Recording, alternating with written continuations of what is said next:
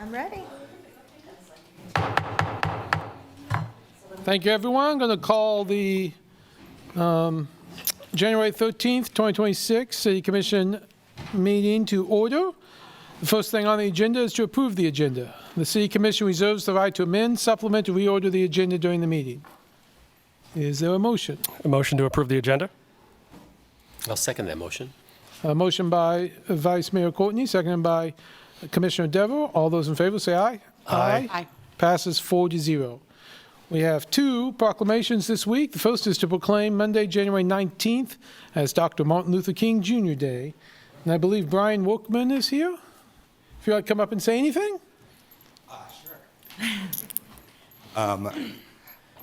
I represent New York Elementary School here on the east side of town, and I'm the principal.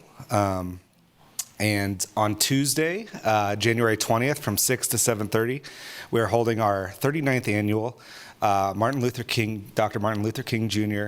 Chili Feed. And that is for the entire community, so everyone is welcome. We'd like to invite anyone who wants to join us to come to New York School on that day from 6 to 7:30. And our Parent-Teacher Association is hosting that. But we will also have our superintendent there from Lawrence Public Schools, and the East Lawrence Neighborhood Association will be represented as well. So it's an awesome event for our community. The St. Luke's Choir performs, and the New York Choir will also perform with them this year. And it's in honor of Dr. Martin Luther King Jr. and celebrating his civil rights achievements, as well as other civil rights leaders. And so thank you for having me. Well, appreciate that. I've been to it before. It's great chili. Can you remind me of the date again? I'm so sorry. Tuesday, January 20th. January 20th. Thank Yes. you. Yes. I'm going to go ahead and read the proclamation. Whereas the City of Lawrence recognizes that Reverend Dr. Martin Luther King Jr. devoted his life to eliminating injustice, racism, and fear with peaceful protests, unity, and understanding, with the faith that in the end, racial justice and harmony would prevail. And whereas Dr. King endured imprisonment, physical violence, and adversity by government officials and racist evildoers to achieve change that would alter the course of American history with his leadership and practice of nonviolence, which continues to inspire this nation and the world, to reaffirm the importance of education and fairness as the foundation to end prejudice and discrimination. And whereas Dr. King devoted his life to the advancement of civil rights and public service, he believed in a nation of freedom and justice for all, and challenged all citizens to help build a more perfect union and live up to the purpose and potential of America. And whereas we continue to commit ourselves to the dreams of Dr. King in this special year of commemoration, we engage in the valuable activity of reserving a day towards that end, and we recall the legacy that Reverend Dr. King created. And whereas it is remembered in the exceptional values expressed by Dr. King and his legacy, as celebrated and recognized by national holidays and the building of monuments for him as a model of American patriotism. Now, therefore, I, Brad Finkelstein, Mayor of the City of Lawrence, do hereby proclaim Monday, January 19th, 2026, as Dr. Martin Luther King Jr. Day.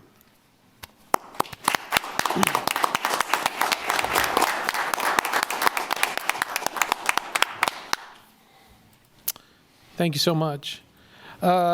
Next is to proclaim the month of January 2026 as Human Trafficking Awareness Month. And I believe we have, I know Christina is here, and Adrienne.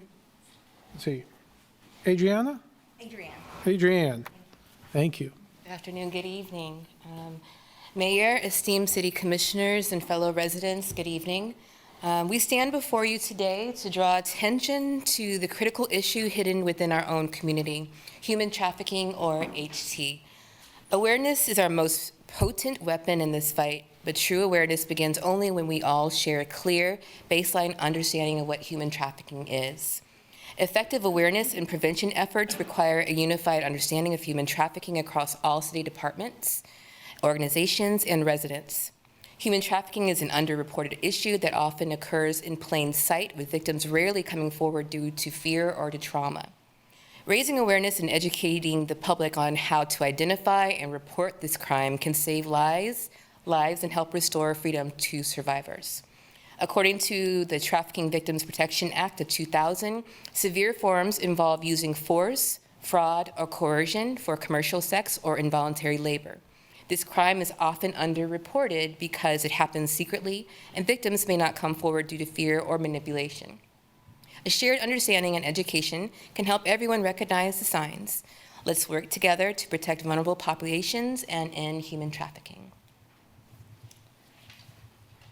So the Willow Domestic Violence Center and the Sexual Trauma and Abuse Care Center are proud to be a part of a growing coalition working to ensure Lawrence remains a safe and welcoming community as we prepare for FIFA World Cup 2026. With an estimated 650,000 visitors expected in the greater Kansas City region, we know that large-scale international events can increase the risk of both labor and sex trafficking. Trafficking often thrives in moments of increased demand for temporary labor and high visitor traffic. Prevention starts with preparedness. That's why our two organizations are partnering to offer free human trafficking awareness trainings for community members. These trainings focus on recognizing potential indicators of trafficking, responding safely, and knowing how and where to report concerns. We are currently developing sessions for healthcare professionals, first responders, hospitality and service industry staff, and others who regularly interact with the public. Trainings will be offered both in person and virtually to make them accessible to as many people as possible. Together, we can ensure Lawrence is prepared, informed, and aligned with our shared values of safety and integrity. You can find more information about World Cup preparations and our training opportunities at lawrence2026.com. Thank you all for your time and your commitment to keeping our community safe. Thank you so much. I know I need a refresher. I've taken one of those courses before, and it is eye-opening, and so, but I look forward to getting a refresher on that. So I'll read the proclamation. Whereas human trafficking, a modern form of slavery, is one of the largest and fastest-growing criminal industries in the world, and is based on recruiting, harboring, and transporting people for the purpose of exploitation. And whereas sex trafficking and labor trafficking occur in Kansas, and both adults and children of any gender, socioeconomic status, age, race, sexual orientation, or geographic location can be victimized. And whereas human trafficking includes sexual, verbal, emotional, economic, and physical abuse and exploitation, and all forms of abuse carry long-term, complex trauma implications. And whereas Kansas human trafficking laws define commercial exploitation of children, which does not require a showing of force, fraud, threat, or coercion, and references the existing statutory definition of human trafficking and aggravated human trafficking. And whereas the effects of human trafficking reach far beyond its victims and perpetrators, causing disruption in our schools, places of work, and neighborhoods. Now, therefore, I, Brad Finkeldye, Mayor of the City of Lawrence, do hereby proclaim January 2026 as Human Trafficking Awareness Month, and call on all citizens of Lawrence to voice their opposition to sex and labor trafficking, support survivors, hold offenders accountable, and prioritize prevention efforts through events, policies, and community programs. Together, we commit to a comprehensive, collaborative, and trauma-informed approach to ensure the safety of trafficking survivors. Thank you.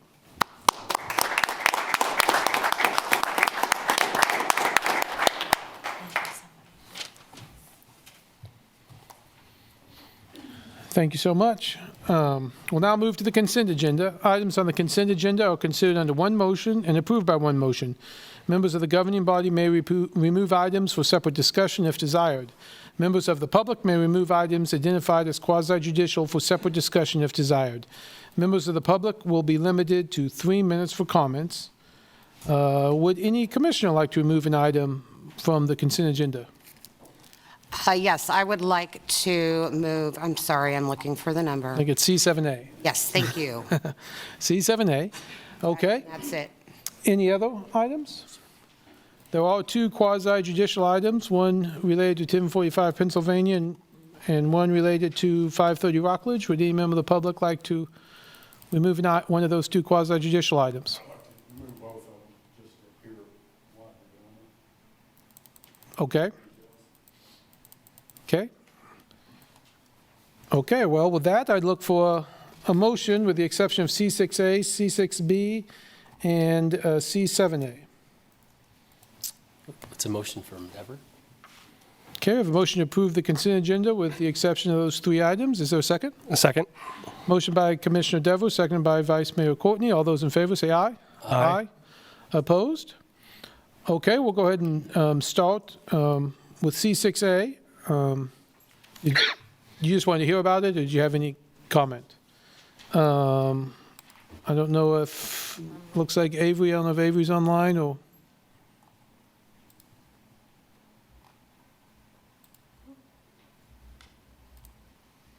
Yeah, I'm moving her over, Mayor. Okay.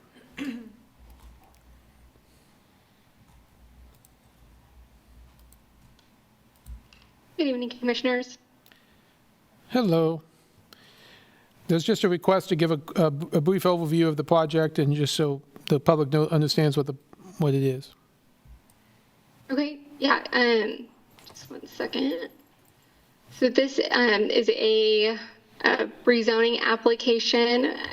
The request is to rezone 1045 Pennsylvania Street from the M3 Mixed Corridor District to the R2 Residential Low Density District. This request was submitted by the applicant in order to facilitate the development of single detached dwellings, which is not a permitted use in the current M3 zoning. So the staff report attached has staff's review and analysis of the rezoning criteria. The finding was that the request meets those criteria for approval, so staff is recommending approval. Excellent. Any questions from the commission? We'll open it up for public comment from those present. Seeing none, any online? No, Mayor. Seeing none, bring it back to the commission. You know, this is a interesting project to change, you know, a building and a pretty old building and a parking lot into a couple housing units, so in East Lawrence. So I'm certainly supportive of it, but I'd look for a motion. Mayor, if I may, this is Randy Larkin, Deputy City Attorney. Since this was pulled, we would need to disclose ex parte communications if there were any. Okay. Mayor, I don't have any ex parte communications report on this item. Neither do I. I have no ex parte communication. I have none either. Thank you for that, Randy. I look for a motion. Motion to approve the request to rezone Z250014, approximately 0.3 acres located at 1045 Pennsylvania Street from M3 Mixed Corridor District to R2 Residential Low Density to district based on the findings presented in the staff report and adopted on first reading, ordinance number 10190. Second. Motion by Vice Mayor Courtney, seconded by Commissioner Pullian. All those in favor say aye. Aye. Passes 4-0. We'll now move to C6B, which relates to the 530 Rockledge. And David, same thing, just an explanation. And I don't know if Ellie is online. Looks like here she comes.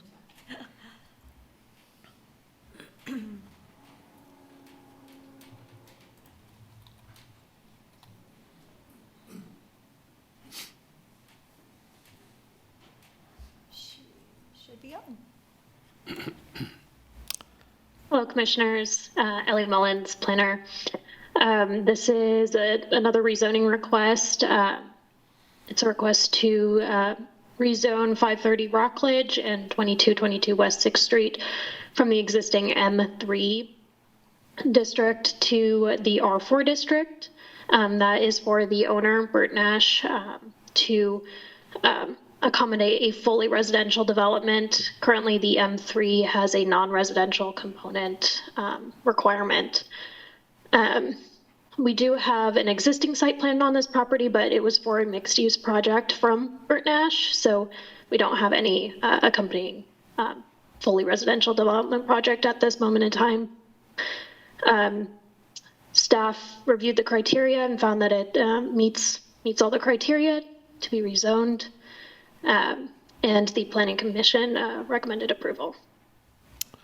Thank you, Ellie. Any questions from commissioners? Any member of the public like to speak on this item?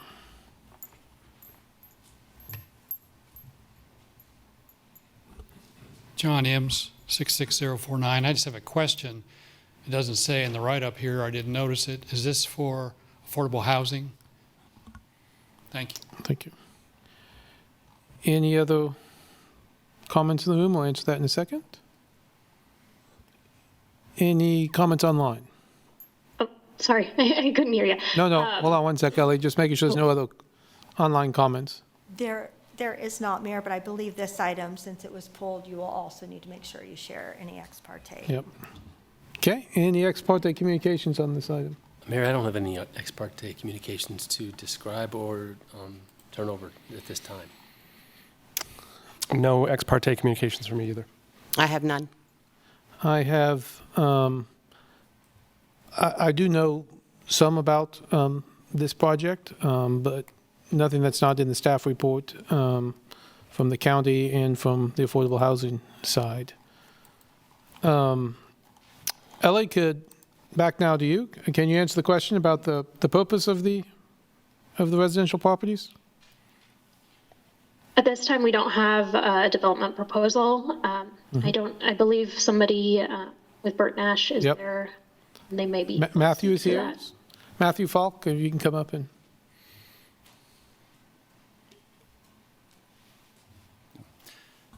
Thank you, Commissioners. I'm Matthew Falk. I'm the Housing Director for Benesch. This is intended to be an affordable housing project with rents set at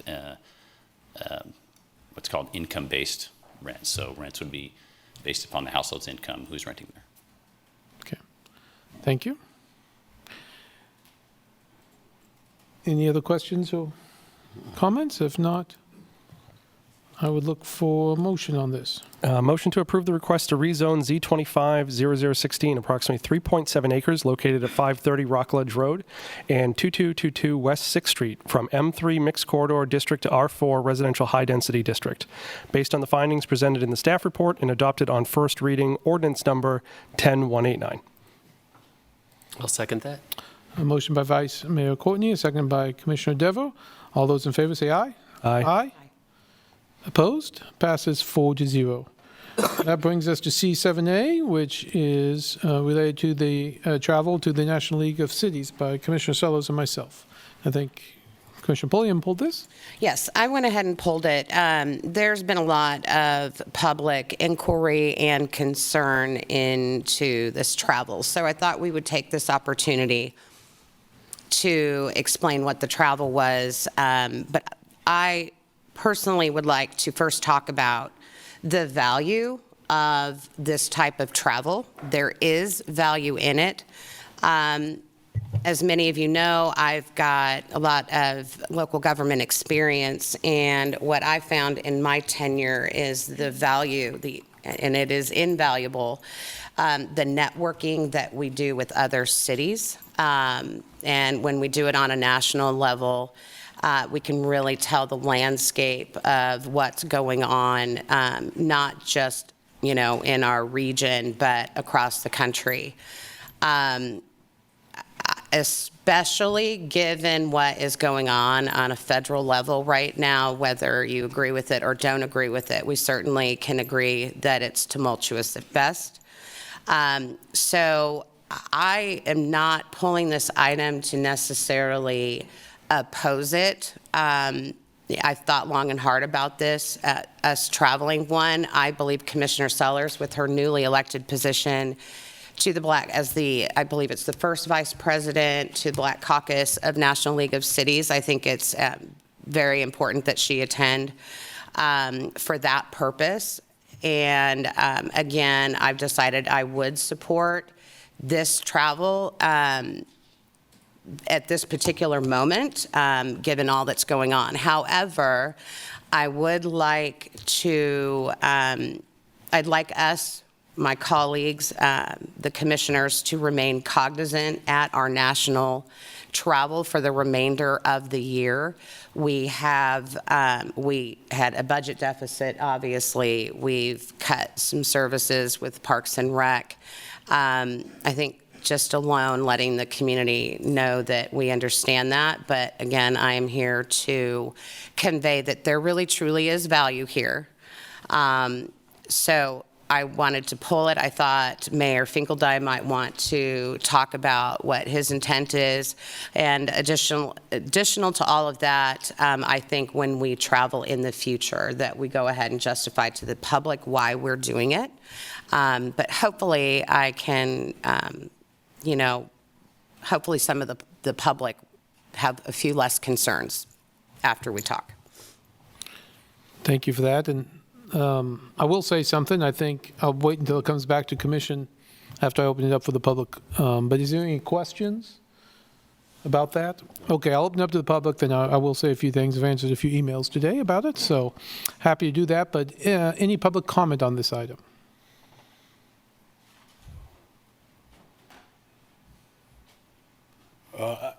David Baston, 66047. I do think it's a good idea to go to these, and just something that sticks out to me. It seems like, and not downing Amber or anything, but it seems like her expense is always higher than everybody that goes with her every time. Again, on this one, it's what, Total. 800 or 900, but she's staying 2 more days, which I did see that, and I don't know the reason why Brad's not staying those extra 2 days. Again, it's just an observation, but I do think they are beneficial, and I don't know if Amber, I don't think she's on, so she can't speak to the extra 2 days, but I did have a question about those. Thank you. Okay. Any other comments in the room? How about online? No, Mayor. Okay. Bring back the commission. I would, like I said, I answered a few questions about this. And again, not necessarily speaking for Amber, but as part of her position, as for anyone who goes to these conferences know, you have the actual conference, which starts noon on Sunday and then goes to Tuesday night with an additional Wednesday session. When you're on some of these extra things, the meetings are before and after that.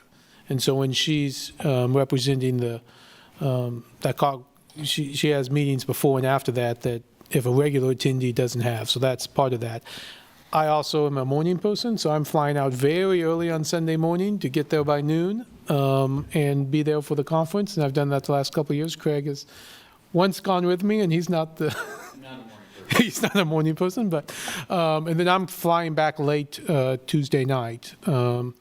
And so I can be at work on Wednesday. But this is a conference I've been to before. It is a very good conference, but in particular this year, because of the change in administration, this is a conference where they bring in the Secretary of Transportation and the Undersecretary of Transportation, whatever, I'm using those as examples, and they have these sessions where they're bringing in people from the administration, talking about the grants, talking about the programs, talking about the changes to CDBG, the changes to ESG, what sorts of things they're looking for, and you get to hear directly from the people who are approving the grants.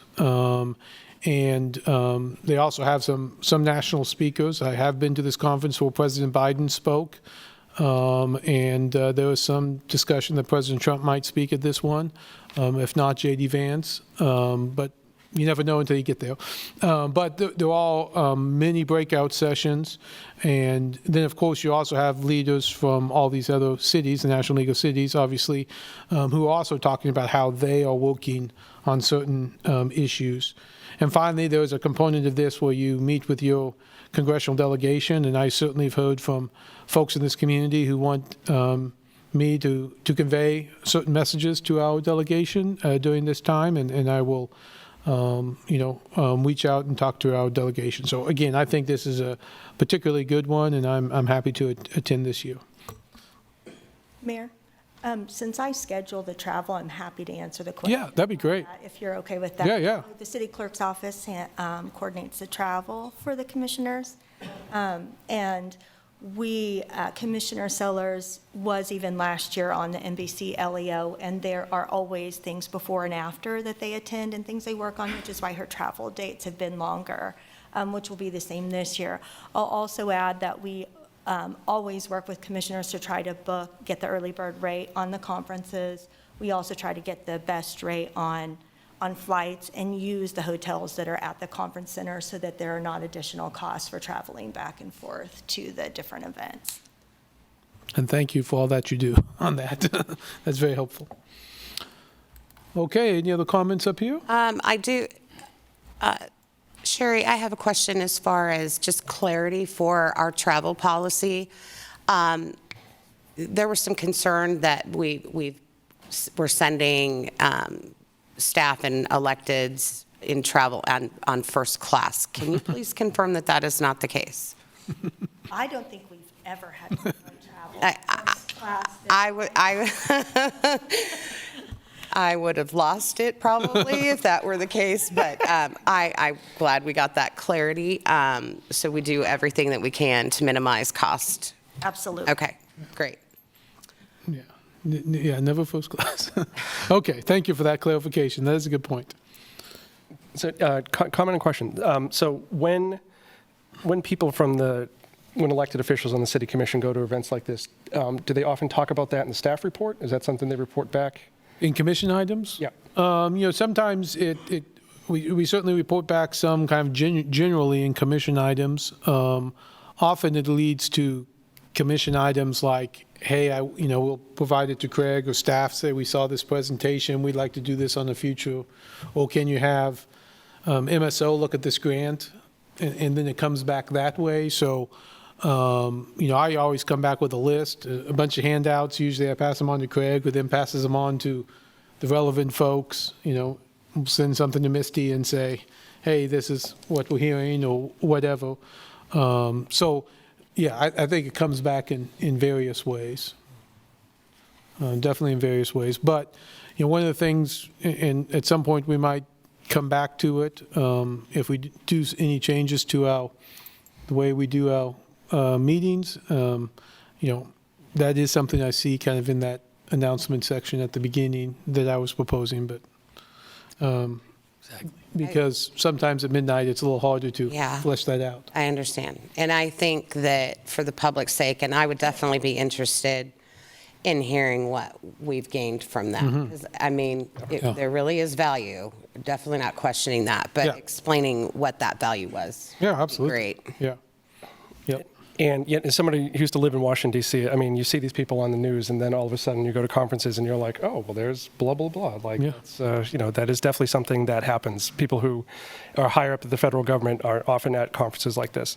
The other question I had was, I concur completely with what Commissioner Polian said.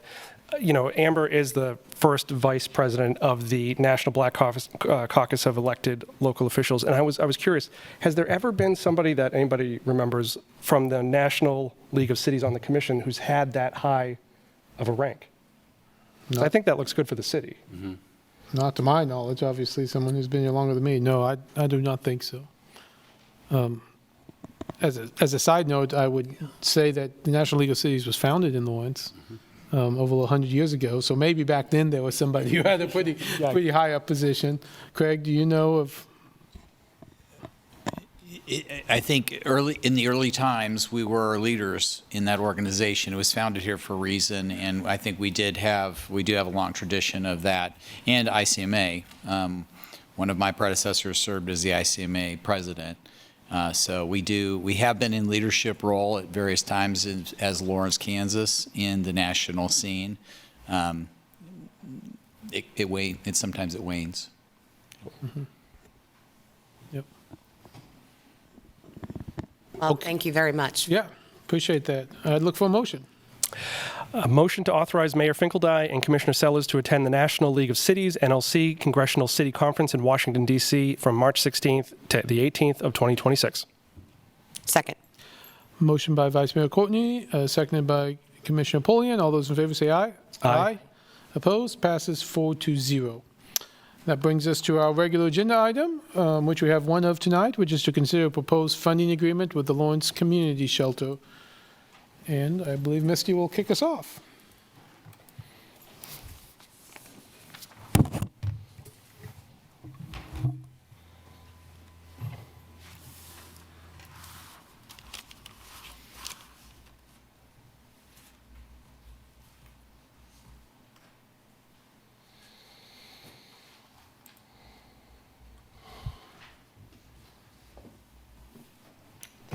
this? Or?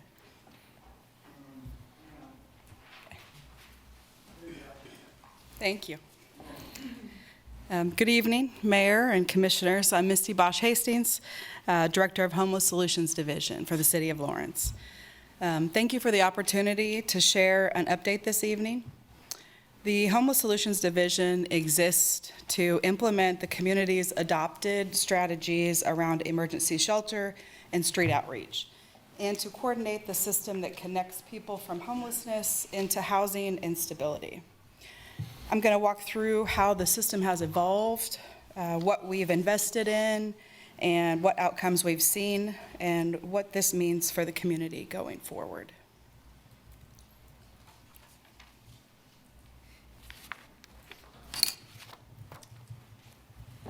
So before I get into what we've accomplished this year, I wanted to briefly ground us in how we got here, especially for our newer commissioners. Between 2019 and 2022, Lawrence, like most communities, saw a sharp rise in unsheltered homelessness following COVID.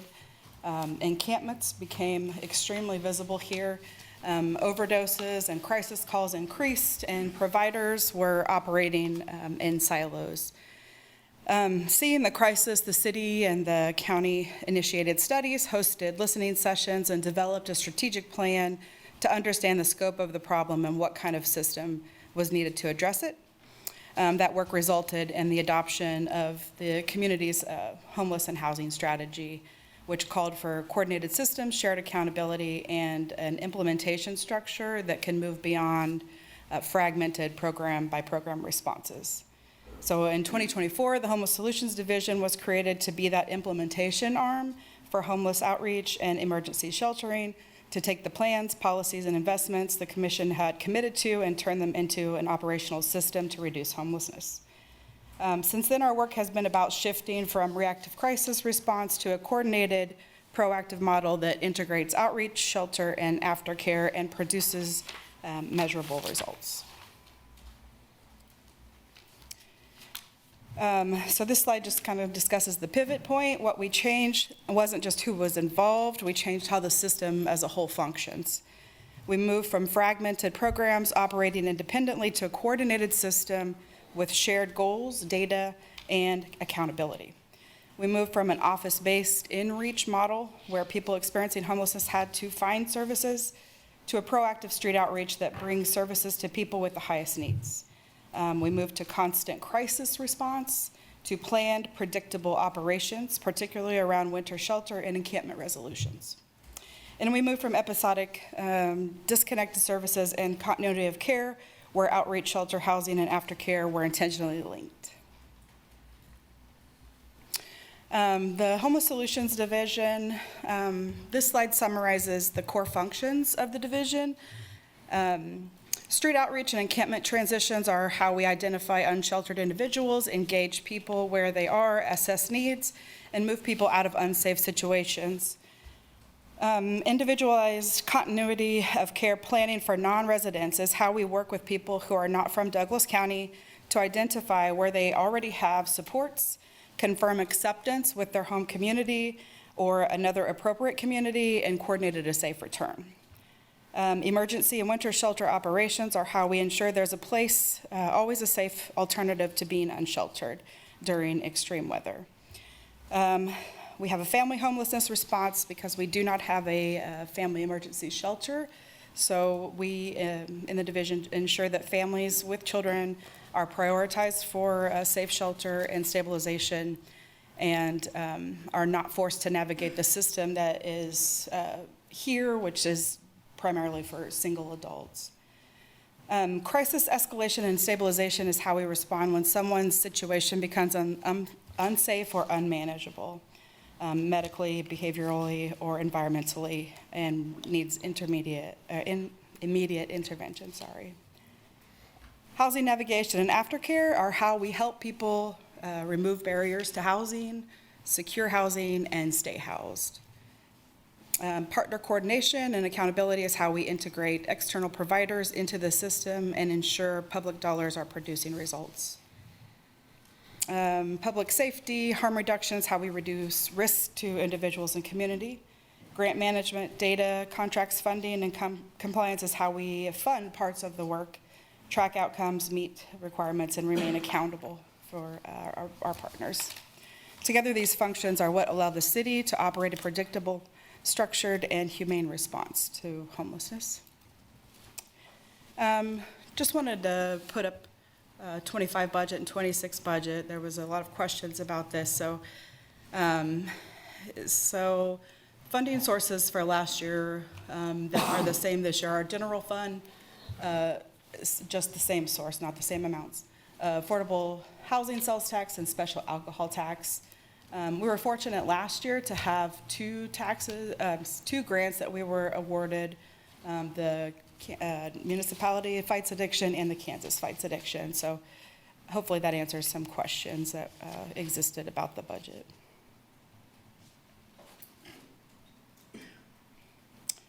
Homeless outreach. For Homeless Outreach 2025, we strengthened and stabilized what we built the prior year.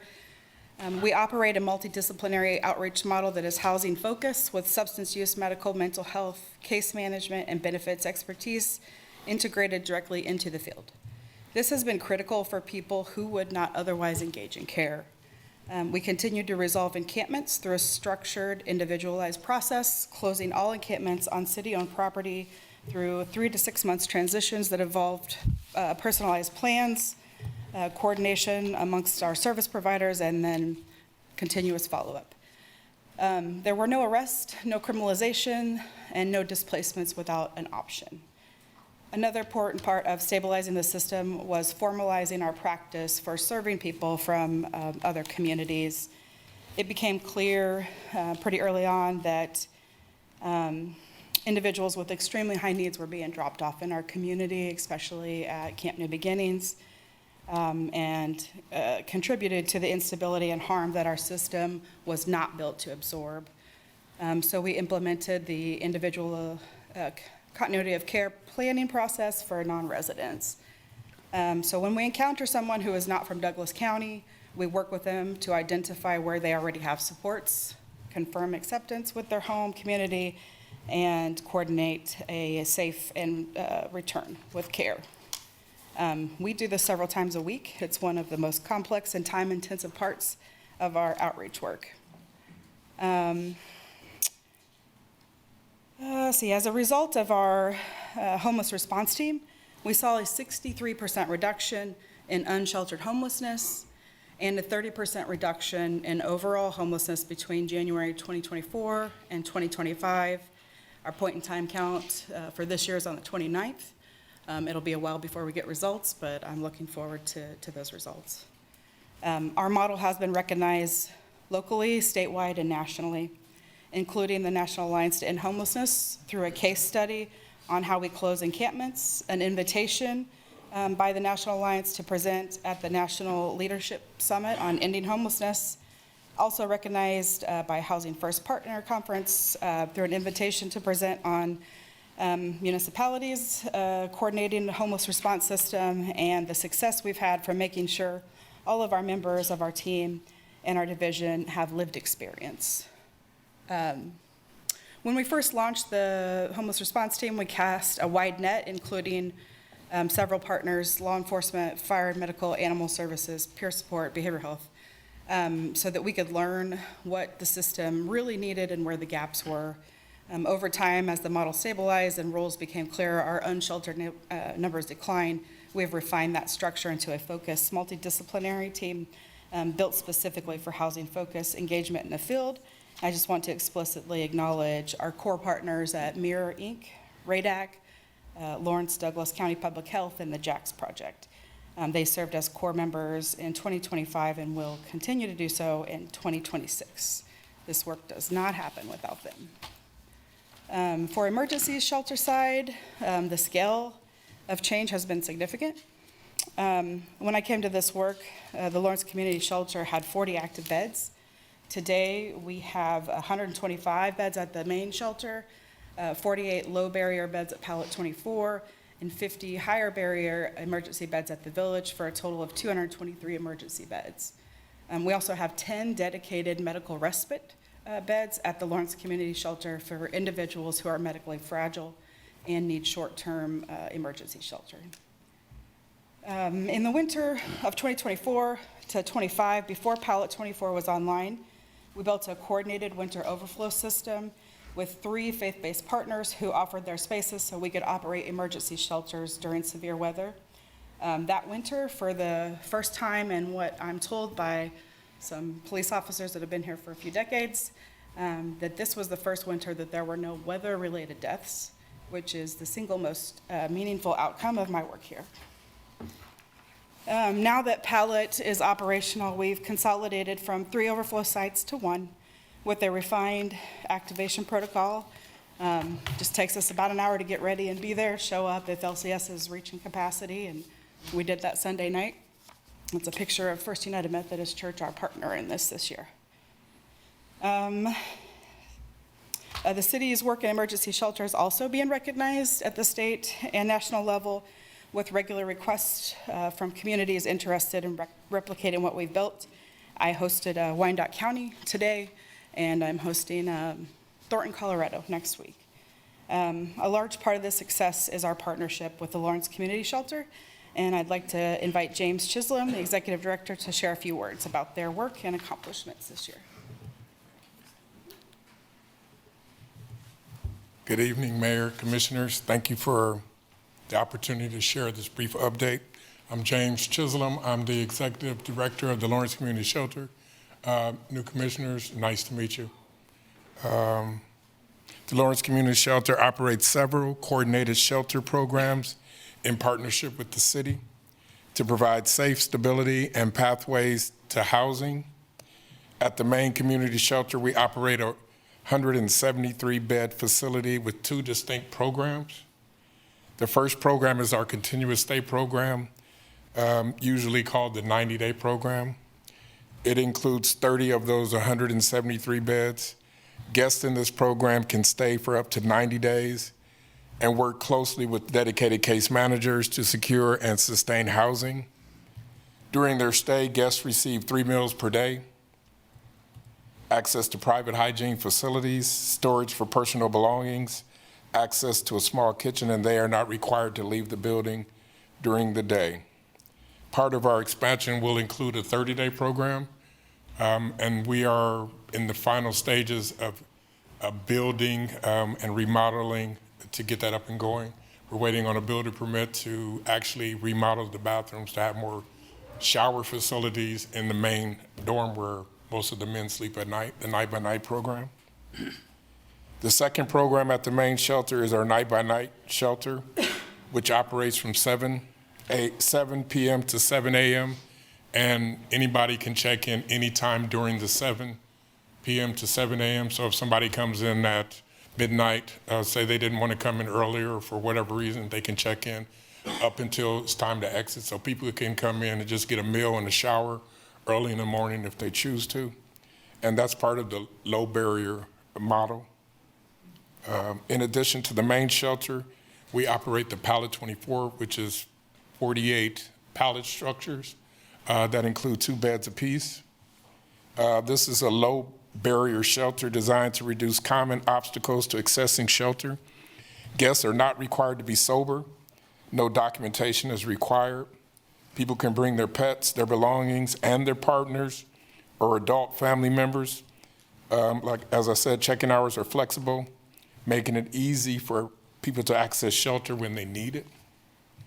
Our final program is the Village, and the Village consists of 50 non-congregate emergency shelters offering stays for up to 6 months.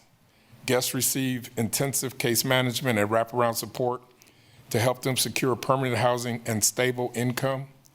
Across all of our programs, shelter is reserved for individuals who are Douglas County residents and who are willing to engage in services focused on obtaining or maintaining permanent housing. To close, I want to share a few system-level outcomes from this year across all of our shelter programs. Across all sites, Lawrence Community Shelter has provided 61,792 bed nights, meaning that many nights of safety warmth, and stability were available to people who were otherwise would have to have been unsheltered. We supported approximately 800 unique individuals across our programs. Of those served, 418 received case management services focused on housing stability, income, and connection to ongoing supports. With that being said, 100% of our people are offered case management. Not everybody accepts it or wants it, but we do offer it, and we do that continuously while we try to build engagement and relationships to encourage people to seek additional supports. As a result of this work, 127 individuals were successfully housed in the permanent housing last year. As of yesterday, we housed our first individual for 2026 that received permanent housing from the village. So that's just the start and the beginning of this year. These numbers reflect not just shelter utilization, but movement towards safety, stability, and housing. Thank you again for the opportunity to share this update. I'll turn it back over to Ms. Thank you, Ms. Dean.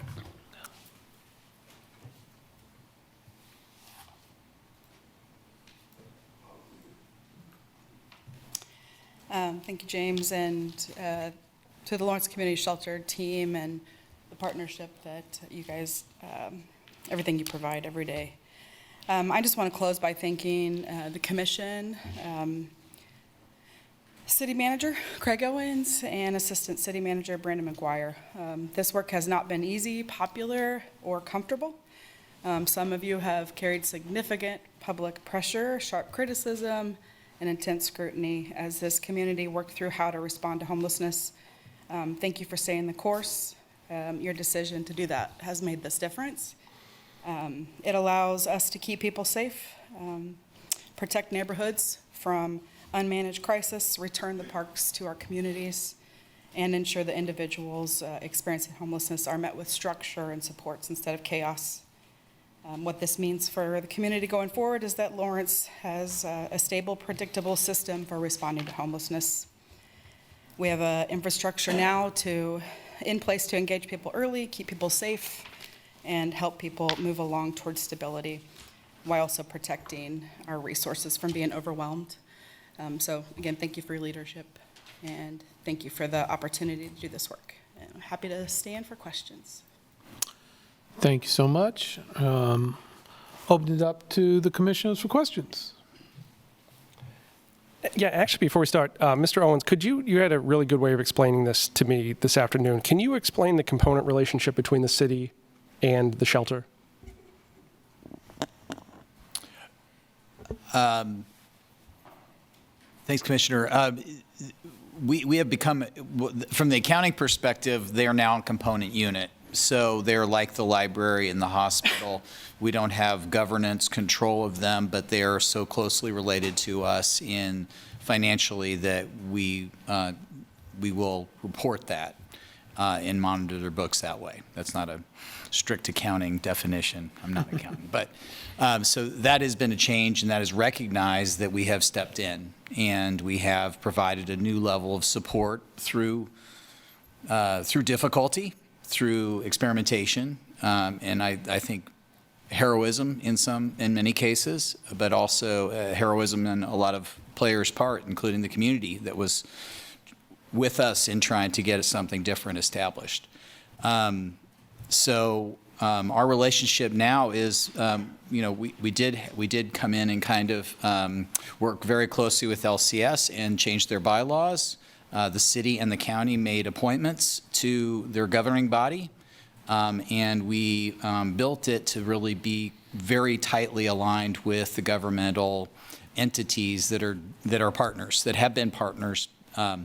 In addition, obviously a big change was when ARPA was made available, seeing the surge in needs at the local level, homelessness and many other challenges increased during the pandemic, and we decided to make an investment in building these systems and structures. The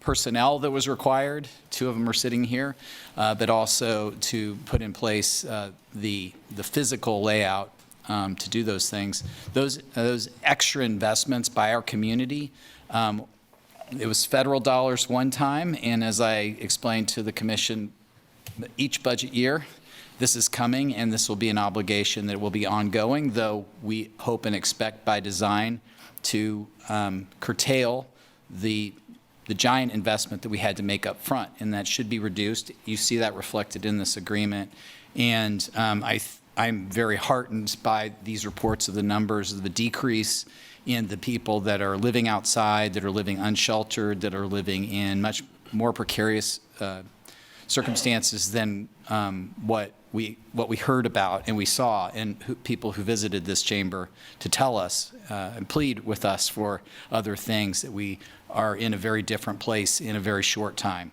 compared to our national peers, which is why they're visiting us. So I don't think you meant to push the button on me explaining this much, but obviously this has been a massive lift for our community and for the commission, as Misty acknowledged, and a lot of great work at LCS and our staff as well, and partner organizations. Thank you for that. And I think that's important because I think you have the least thankful job. You have the most thankless job in the city. And I appreciate, I sent about 20 questions over the past, day or two, and I appreciate you taking the time to answer that.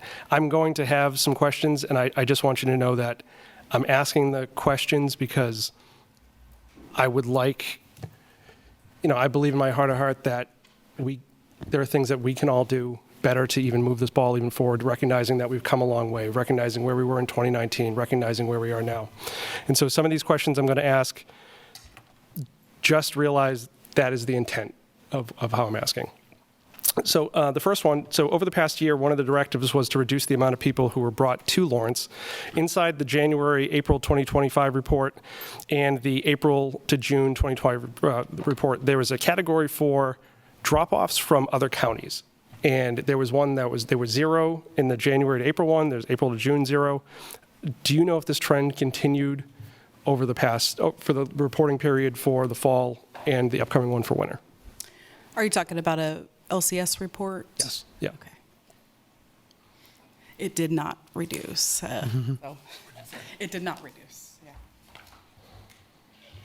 So when I first started at the shelter, we would routinely get people from other agencies, maybe mental health centers, maybe hospitals, openly coming to the door and saying, we have somebody that we're dropping off, or they would not even come, the person would come to the door and say that. And at that time, we didn't have a residency policy, but we did have a no drop-off policy. We would recommend that people would call ahead to secure housing and make sure that we had a space for them. In some of those reports, that was reflected early on that people were being dropped off. What I don't believe they stopped being dropped off, but they stopped telling us they were coming from other places and being dropped off, especially in this last year. So I don't get the reports of people being dropped off. People might come from other places, but they don't get necessarily dropped off at the shelter.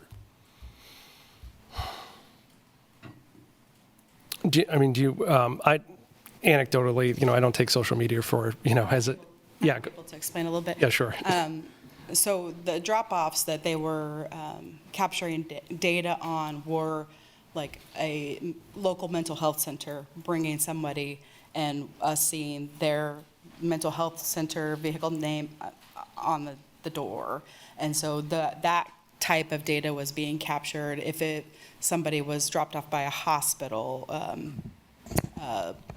prison, transportation, those types of things. We capture that data by bus tickets, by the homeless response team, by bus tickets, by Ubers, and then some case management. So I can pull records of those. Not everybody that's dropped off goes to the shelter. Yep. Part of our policy in part of our practice in this is that if someone wants to go to the shelter and receive respite until we find them a better place, they have to work with the homeless response team to move along after we have found a better place for them. Gotcha. I'll do 3 questions, and I'll let some other questions go. Last year, when Commissioner Dever was mayor, he had specifically asked around on Exhibit A, Section 2A, about that fundraising would hopefully LCS be able to fundraise the difference of what we're talking about tonight compared to what it will look like in the future. So my question would be, how has the fundraising gone? It was about a 10% difference. Is that something you guys were able to make up over the past year? Well, last year we didn't have a 10% difference. The 10% starts in 2026. So the reduction and what we attempted to put in place, well, yes, we did do some fundraising. We actually had our first gala at the end of last year. We went through a lot of transformation about trying to put together teams to do strategic development. We did that. During the middle of the year, we got kind of caught up looking at our numbers and not being sure that we can make a budget for this year based on what we were seeing. Based on national donations being down, we kind of started looking at how could we start to reserve and curtail on our spending so we could implement a process where we were making sure we weren't frivolously spending money so we can account and go into the next year doing that. So we did do a gala at the end of the year, and I think total money raised, we raised about $90-something thousand, and I think the total pledged after expenses was about $83,000. And so we've already put in place to do some of those things again this year to duplicate those, and we have some other additional fundraising events that we're planning. We're just in the second week of January, so we're starting to do a lot of that. Also, we're going to do an increased donor engagement, which is me going out to donors and talking, engaging, and talking about what we do at the shelter and soliciting support. So that's going to be on me to do that.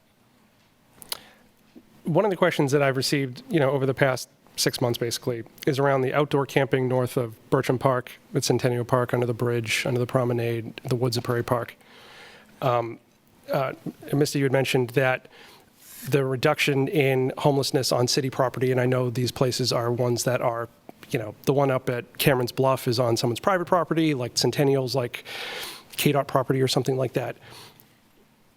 How are we as a city and the shelter working to bring those people, to provide the services that we're funding here? To provide services to the individuals camping out there.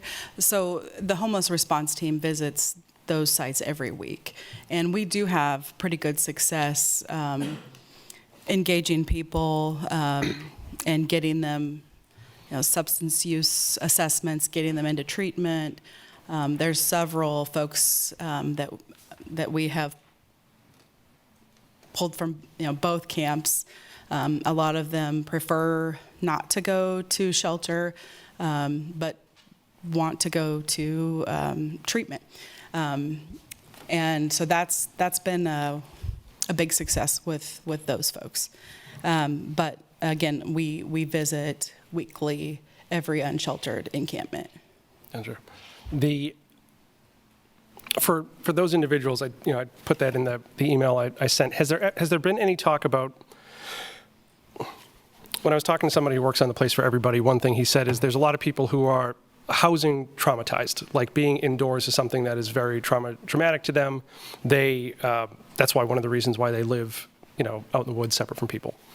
And has there been any discussion about building something like that at LCS, where like some of that extension into the back could be used, where you could put, like a small, I think about like when I was hiking as a kid, like on the Appalachian Trail, they had like these wooden things where people could put a tent, and then at least at that point, people would be able to get services, sanitation, water, rather than being out in these areas that are probably unsafe. And it would probably bring you closer to some of the services.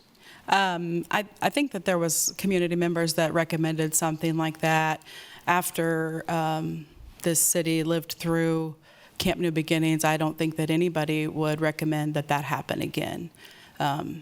It was not, and it is not a best practice, and it is not something that, without services, the pallet requires fencing, for a reason, because you have to contain services and know what's going on. And with the Camp New Beginnings, that was not happening, and that's why there were so many deaths and drop-offs and lots of police and fire calls. And so I would never recommend that we do that again. So even if we had like fenced-in areas like that, to still have that outdoor? Well, we had a space? fence at Camp New Beginnings as well, and if someone broke the rules that were set, they would just go 6 feet away from the fence and set up a tent and continue to carry on. At this point, I do not believe that there is enough unsheltered individuals to try to consider that we need another option for folks.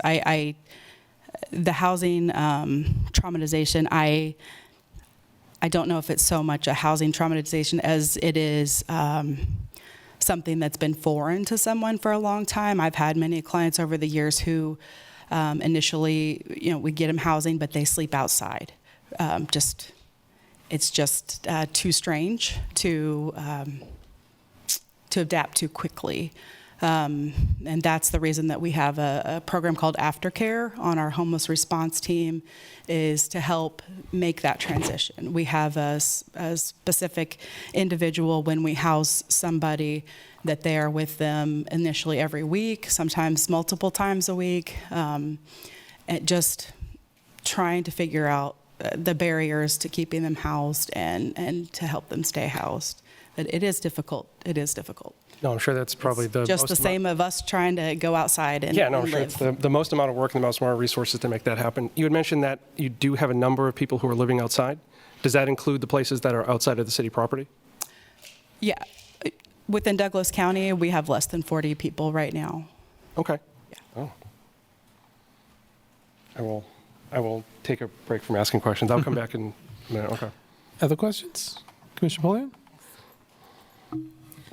Thank you both for the presentation. I appreciate it. I think there's probably a lot I still have to learn. I do have several questions, some of them out of curiosity for my knowledge, and some of them are going to be financial oversight, right? So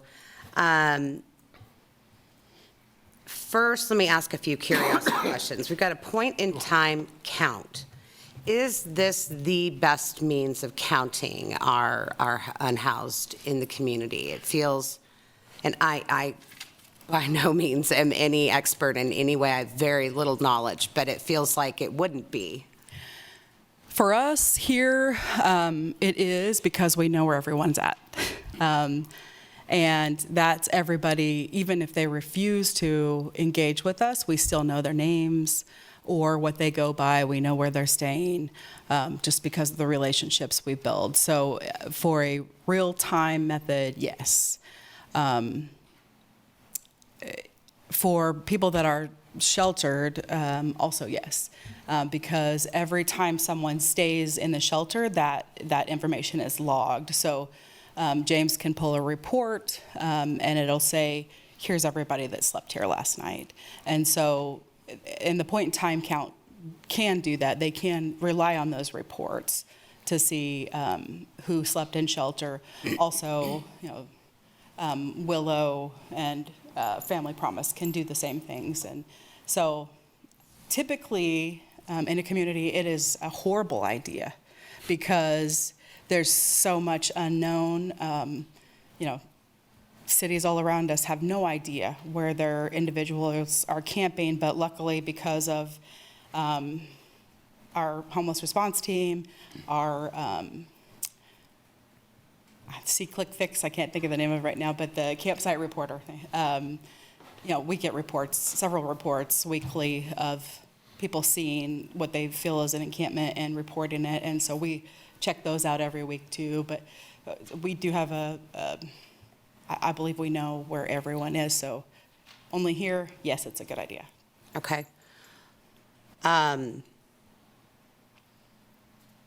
there have been conflicting numbers between the county, city. How do we explain that, and how do we fix that? Well, it's not fixable, unfortunately. So what the county captures is anybody that has touched the system within the last 3 to 6 months. So what that could look like is, say somebody went to Benesch and asked for help with a birth certificate, and a member of their PATH homeless outreach team helped them with that. It doesn't mean that they were homeless, but maybe they helped with that birth certificate. They logged it into HMIS, the system that we all use, and that person's going to stay in that county number, or it's not Built for Zero number. It's the Statewide Homeless Coalition. That whole time until it expires regardless. Same thing with the individuals that we are moving along. We had an elderly individual show up Saturday night. He's returned back home to Pennsylvania today, but he's going to stay in that county number for the next 6 months. So it's difficult. Well, it's a bit of a segue into the concerns that I have. Overarching, I think, for the lay person, and this might be a much larger conversation, but it feels like there's a lot of partners involved, and we might have overlapping services. And word on the street, whether there's validity to that or not, these partners aren't always great at working together. So to me, through my lens, which is the layperson, why would we not be able to somehow collaborate with the county, with our mental health services, with all of them, right? We've got LMH, we've got, Benesch. Why don't you go ahead and take the opportunity, if you don't mind, and tell me all the partners that are involved in our unhoused initiative? Everyone you just named. Okay, I believe there's more, though. Yeah, way more. Okay. So we do collaborate very closely.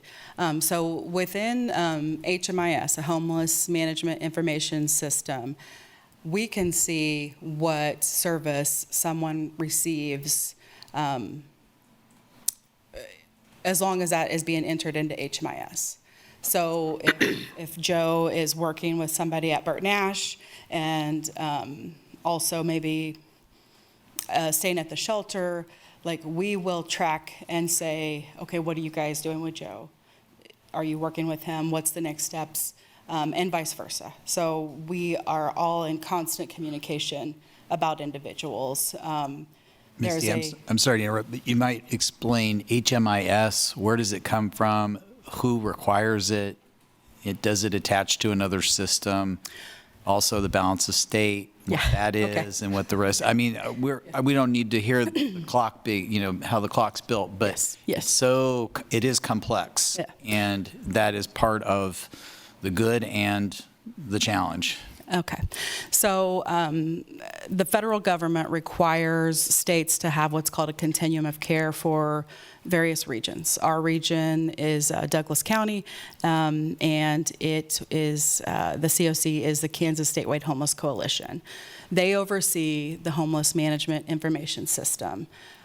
We participate as a good partner. We don't have to participate, but our data in there ensures accuracy, ensures that our partners know what we're doing. So, and then we also have something called MyRC. We are not participants in it, but we can also see if someone goes to the hospital. As far as the coordination pieces, we have something called Familiar Faces. If someone is a high utilizer of services, or if there's someone that maybe a partner just doesn't know what to do, oftentimes we get referrals from the police department that this person really needs some supports. There are representatives from the hospital, fire and med, mobile integrated health, Heartland,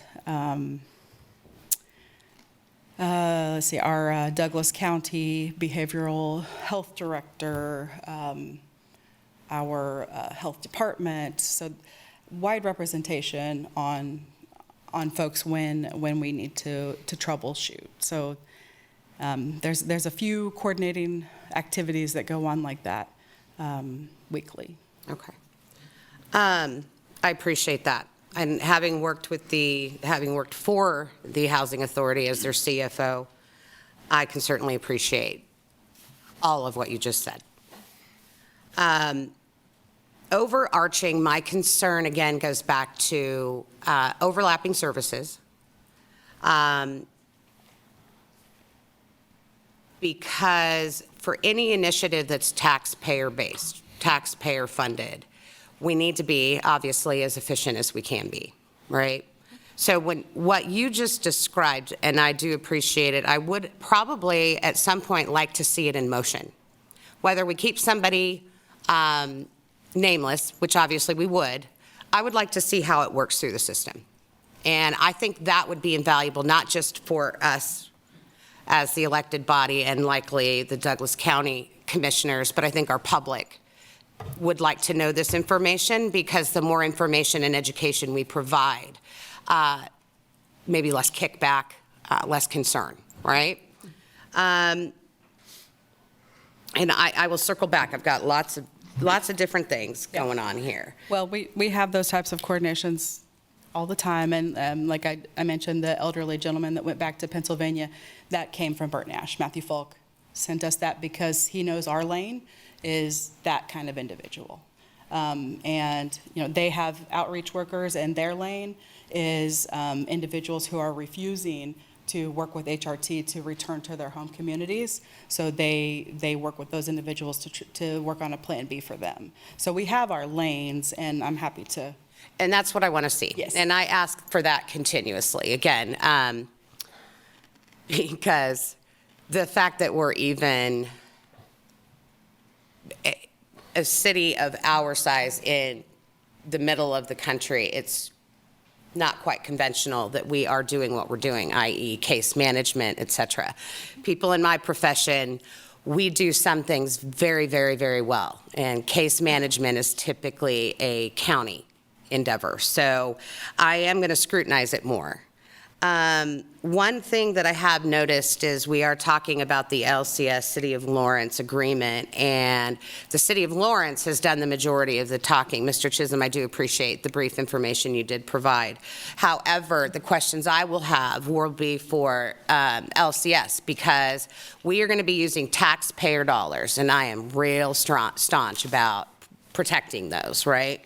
So let me ask this question first, and that first question is, does this agreement in any way, shape, or form provide us operational authority as the city over the community shelter? Because that is not what a component unit is, and I am happy to go into more specifics about what a component unit is. But will this agreement give us operational authority over the community shelter? And if so, why? And if so, how long will that last?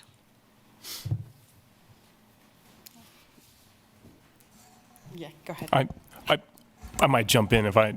Please. I think I understand where you're going with it, but no, we do not operate Lawrence Community Shelter. That is, James Chisholm is the executive director. The city commission does appoint, if I remember right, 2 members of the board of directors. County commissioners appoint 2 members. Is that correct, James? 3 city. 3. Yep. The county commission appoints 2, and then there are, I think, 2 positions at large that they recruit. So they are their own independent nonprofit corporation. They have their own articles of incorporation, their own board of directors, their own executive staff. We are just a primary funder, the primary funder. Okay. So for our public, a component unit basically allows a governing body, sometimes you're the taxing authority like the library, but we will appoint the board, and then the actual organization is autonomous. So if we're breaking that, I'm going to be questioning why we have a component unit and we should maybe have a department, right? So how many hours? And again, I'm going to preface this in saying that I understand completely that we are working through some issues that we've had in the past. We're tightening up things with the LCS. We've come in to assist. This is a needed service in the community. Nobody's questioning that, and I appreciate everything you guys have done. It's got to be very difficult work. So how many man hours? Is there any overlap between the HRT and LCS? And if so, again, is there intent to alleviate that? Because I like my component units to be strictly autonomous, and we don't have anything to do with operations at all, other than verifying a little bit of financial oversight. We slap your financials in our financial reports, really. So can you go through that? Yeah, so I would say the only overlap that may occur is that someone might have 2 case managers to transition, and that would happen at the village. So if someone were coming off of the streets and the village is the best place for them, sometimes it's not most suitable for that individual for us to say good luck and goodbye, because we've built that relationship with them. So we would continue to be a good partner and show up as a good case manager and support that individual as we do a warm handoff to the next case manager. That is the only it's not a duplication. It takes a lot of people to serve one person sometimes, and it takes a lot of agencies. But we are fully aware of our partnerships in our manual for case management. One of the first things you do when you're assessing that person is find out who else they're working with. And we set up a case coordination meeting with everybody else at the table and figure out, what are you going to do for this person? What are you going to do? What are we going to do? And so that we are not duplicating services. Okay. And again, first let me say, for anybody that's concerned, I personally, and I'm one opinion, have zero desire of bringing this in as a city department. I think I've talked to board members at LCS. I think there's a lot of value in having the component unit structure. Now I'm going to get into some financial oversight, which Mr. Chisholm, you'll probably need to at least confirm. I'll preface this by saying that every board has the ability to stop fiscal mismanagement. Maybe not every board recognizes that, but I assure you, every board can help. I'll say mitigate. You can never prevent it. So how does that look? And I've spent an entire career ensuring that taxpayer dollars were not mismanaged and provided the appropriate reporting, which means staff often actually has to train the board, because you've got folks coming in who really are just wanting to help, may not have the information. So I want to know, as far as financial reporting, the number one way of mitigating fraud is by reviewing cash. Are you providing cash documentation to the board? Yes. Okay. On how regular of a basis? Monthly. Monthly? Yes. And are we having one individual on the board confirm through bank statements? We don't need to send that information out to the public. Okay. It's likely I will ask staff to provide confirmation of that, okay? What other means are you guys taking to ensure that money is not mismanaged in any way, whether wastefully, fraudulently, et cetera? Can you tell me some of your internal controls? Your finance person is not here, so if you can't get in the weeds, I would just ask that we get that information, and we will share it publicly, because again, this is, and I'm going to do this with, please know, I'll be doing this with any agency that receives taxpayer dollars. Again, I've made a career protecting taxpayer dollars, so this, I'm not just picking on you. Can you tell me some of the internal controls that you have, or would you prefer to wait for your finance director to? I can give you an outline of what we do. We definitely have separation of duties, where the individuals that receive the mail, the checks, and things like that. Okay. The person does that, they log that. Another person deposits those, and then the finance director oversees that and logs it, generates the report, shares it with me, first of all. I sign off on it, and we provide it to the board president during exec team meetings. Starting 2 weeks before the board meeting, we start looking at the financial statements from the previous month. Once it's approved by the board president, we then bring it up in monthly board meetings. Okay. I appreciate that. One other thing that we've actually done is the board has started the independent part of the board, aside from the 3 city officials, city elected appointees and the county appointees. There were 2 independents.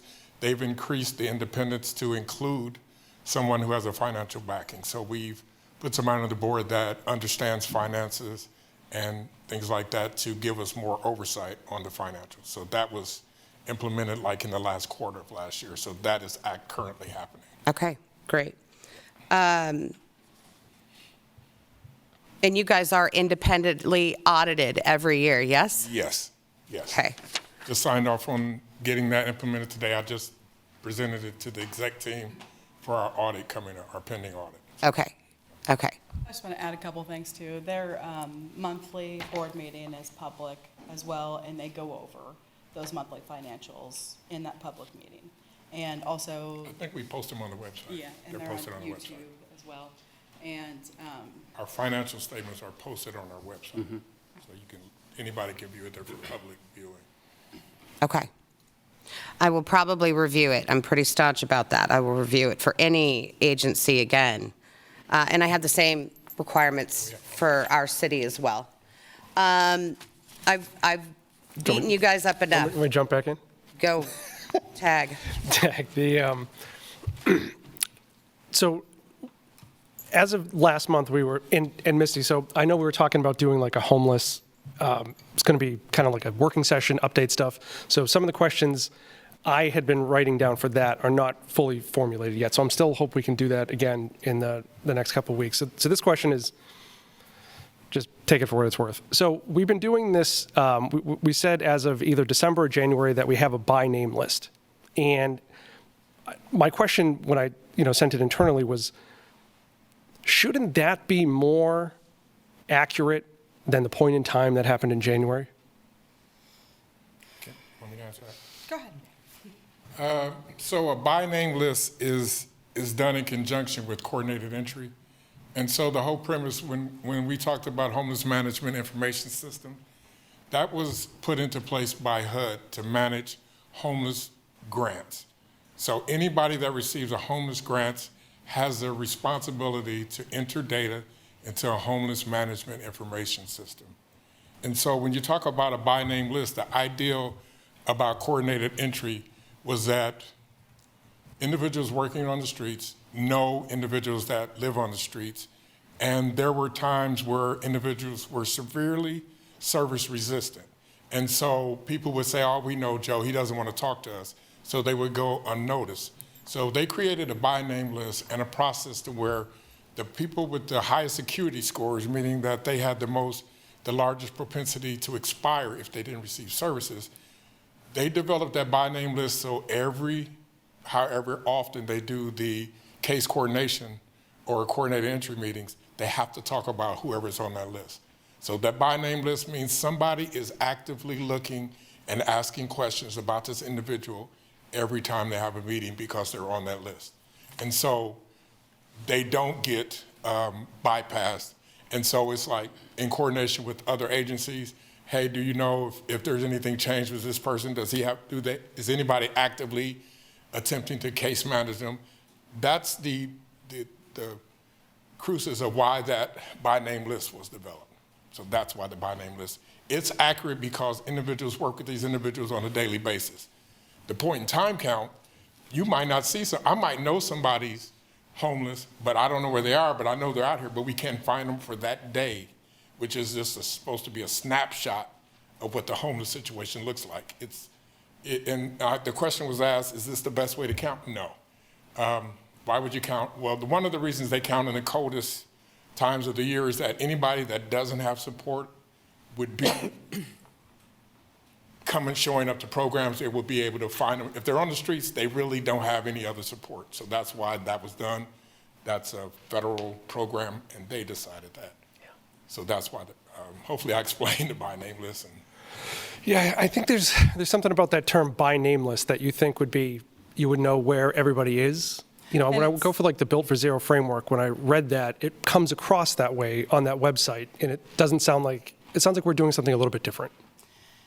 The by name list is still captured and managed by the Kansas Statewide Homeless Coalition, and those are participants that want to participate. So those are individuals who have identified themselves and said, yes, I will complete your assessment, but that's not the entire population. So the point in time could be, you could see somebody and be like, look, this is a human being, and that counts without being on the by name list. So yes, that person would be counted in point in time count, and they are more likely to participate because it's anonymous. We're not asking for your social and how long you've been homeless and those questions. Some of those questions in the assessment to get on the list are pretty invasive. The next question I had, it was, I appreciate you writing out as much as you did about this. So, one of the questions, in the past, I knew that there was 7 to 10 that people could check in. We have the Pallet 24, which has more expanded access to that. And if you're not in one of the programs at the shelter, you have to leave by 8 a.m., correct? And so... That is a program. The night by night is a separate program. Yeah. But at 8 a.m., you have to leave. Is that fair? So where are people supposed to exist? And that's, we need a place for people to go. That with our strategic plan, one of our goals is to have a center implemented by 2027, because we need, a place that's not the library, that's not in front of a bus stop, where, like the homeless response team and other mobile members that work with clients can meet folks, and those folks can work on things like resumes and applications. And we do it on a small scale now. We have a part-time staff member at the Homeless Resource Center, and she helps with those types of things, applying for benefits and applications. But and that center is looking to open more hours. I believe 8 to 8 is the hours that he is looking to open up, so that we would have a place for people to go 24/7. On Saturdays, my understanding is the buses don't run to the shelter. Do they have to just walk? On Sundays. On Sundays? So they have to... We don't exit anybody. We don't, okay, good, okay. We don't exit on holidays. If the weather's feels 32. And we also have on-demand transit service then too. Say that again? We also have on-demand transit service there. On Sundays. Okay. At a cost? No. Sorry to interrupt. Oh. That's straight, okay. There's one coming, yes. Yeah. Okay. But it's been operating free of charge for passengers since its launch. And so this probably question goes to Mr. Owens. So I went through the 2026-2030 capital improvement plan. It was passed on September 16, 2025.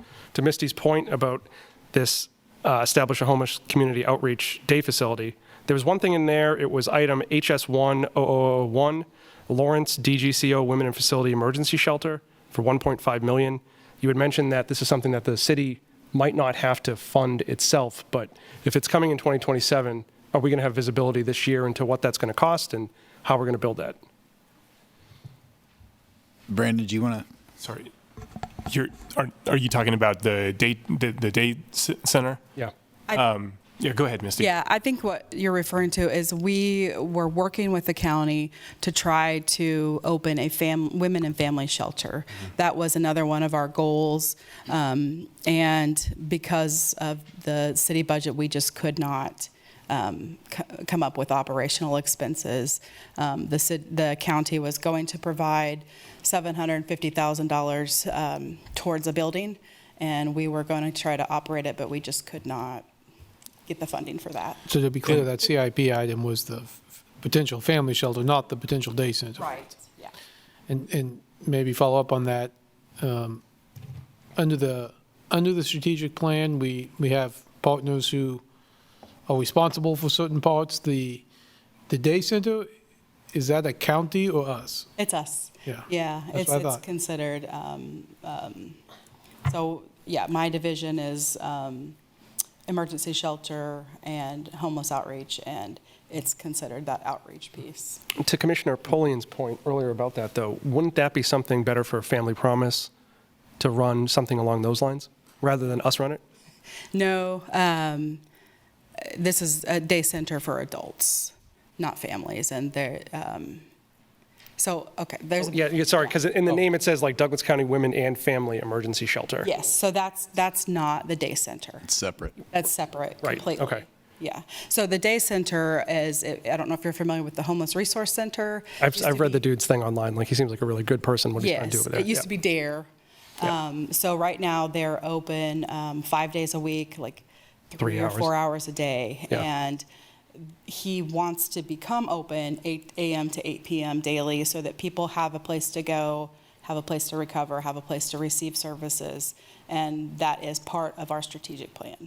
So we'd be funding him to open his space more? Well, like I wrote him a grant and got him $200,000 to expand, but we do not have the money in the division to provide operating expenses. But no, that's about all that we can do is try to help him find grants, help him write grants, but that's the extent of things right now. Yeah, any funding that the city would provide for a program expansion like that or facility, capital support would be work through the budget process. Okay. I'll do one more question and then throw it back. This idea of people leaving the shelter at 8 a.m. and they go down to Mass Street. We talked about in the email this idea of like a backbone organization that what's happening is people at the shelter go down to try and find services. Why aren't the services centralized at the shelter? Well, I mean, a day center and a emergency shelter are two different things. And the first thought is we deserve to go explore our community just as much as our unsheltered neighbors. They should not be secluded to one building day and night. But they do receive services there. There are several partners that go to LCS and provide services. I know you had a name of all the partners, but there's medical service taken out there. There's services from RADAC and Heartland. But does Link go out there, or do they have to go to Link? Link is just food. Yep. No, I'm just curious. Like, do they make food for the shelter, or does people have to leave the shelter and get food at Link? People do go to Link to eat. Yeah, housed and unhoused. But to be clear, there's some that stay in 3 meals a day. Yes. It's only there's two different, well, 3, but out of the community shelters, there's 2 different programs. One which gets 3 meals a day, which didn't occur until a year ago when we became a component entity. It used to be that LCS had no meals. That's right. And so everyone left. They now have one program that has the meals. The other program, which is the night, meals a day. Yeah, they have the morning and the evening meal. They don't have a day meal because they left. But many of those people are there because that's where they choose to be, or Yes. they have the option.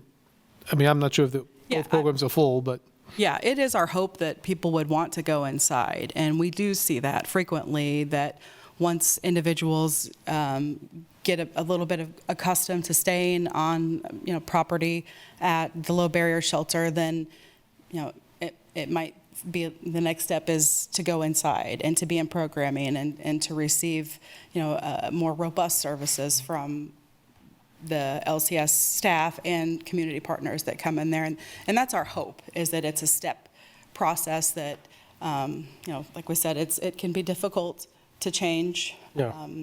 But that's what we hope for. And then last question, and then I'll kick it off to somebody else. Do residents of the shelter of Pallet Village have to sign an NDA saying they won't talk to press or the paper as part of living there? This was a question I had from somebody. I just wanted to make sure that you guys were. No. No. Okay. Other questions? We are using the Special Drug and Alcohol Fund. How are we interpreting that we can use this money statutorily? Just to confirm that we're good in the interpretation of the statute. Well, Yeah, I don't have the statute in front of me, but as we're going through the budget process and identifying contracts and those sorts of things, legal counsel reviews that, finance reviews that to make sure that we're consistent with the statute. And that is a fund, at least that segment of special alcohol revenue that comes to the city is appropriate to use for people in recovery from addiction. And many folks, this comes across as a stereotype. It's not meant to, No. just to caveat that, but many folks who are experiencing homelessness may also be experiencing some form of substance use disorder too. And are we actively trying to help them get through that? Absolutely. Yes. Yeah. One of Misty's closest partners in the homeless response team, sorry to cut you off, Misty, is Mirror Incorporated. And I just want to give Misty credit for that relationship. That's a statewide organization that runs really good inpatient, I don't know if they do outpatient, but inpatient treatment facilities. And that was one of the biggest barriers that we had early on as we started forming the homeless response team is somebody's ready to go to recovery. Okay, we'll get you on a wait list in Kansas City or Wichita, and we'll come back and talk to you when that bed opens up. By that time, they may not even be, we may not be able to find them. Yeah. When somebody's ready to go to recovery, we need to get them there now. And Misty worked really hard to develop that relationship with Mirror Inc. So that is, I know, James is working with his guests as well, or his staff is working with their guests as well on those things. Okay. We have a substance use clinician on our team, and we do assessments wherever someone's comfortable. We do them in the camps, bring them to our building. And then because that substance use clinician is a staff member of MIR, we often get calls, hey, somebody didn't show up for a bed. Do you have somebody that's ready to go? So we kind of get a fast track for our folks to services, and that's been really, really helpful. And I've heard statistics, I'm no expert, I've heard 85% of our unhoused have mental health issues, which could also incorporate addiction, et cetera. At some point, I will want to discuss what our initiatives are as far as drug enforcement is concerned and how we're tackling that. We won't do that. That's a much broader topic. But I do want to bring up the fact that I was told today that we, Lawrence, Douglas County Fire and Medical, actually responded to a fire on a property that everybody is aware of outside of town, fourth fire in 6 days. That was, and I'm not going to say what was the cause of it because I don't know. What I was told is it had to do with some folks that were staying on that property.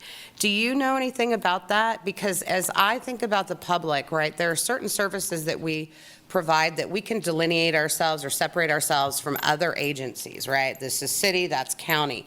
I think when we talk about an initiative like this, people don't differentiate between who's supposed to respond here, who's supposed to respond there. I do recognize that's county land, and it's actually private land, but can you talk to me about, we're saying that we've done a great job, which I believe we likely have compared to what it was, but there's still proof that we have a long way to go, maybe. So can we talk about that so we don't just feel like, some folks feel like we're just throwing money at something that will never be solved? Yeah. I I don't know about a long way to go.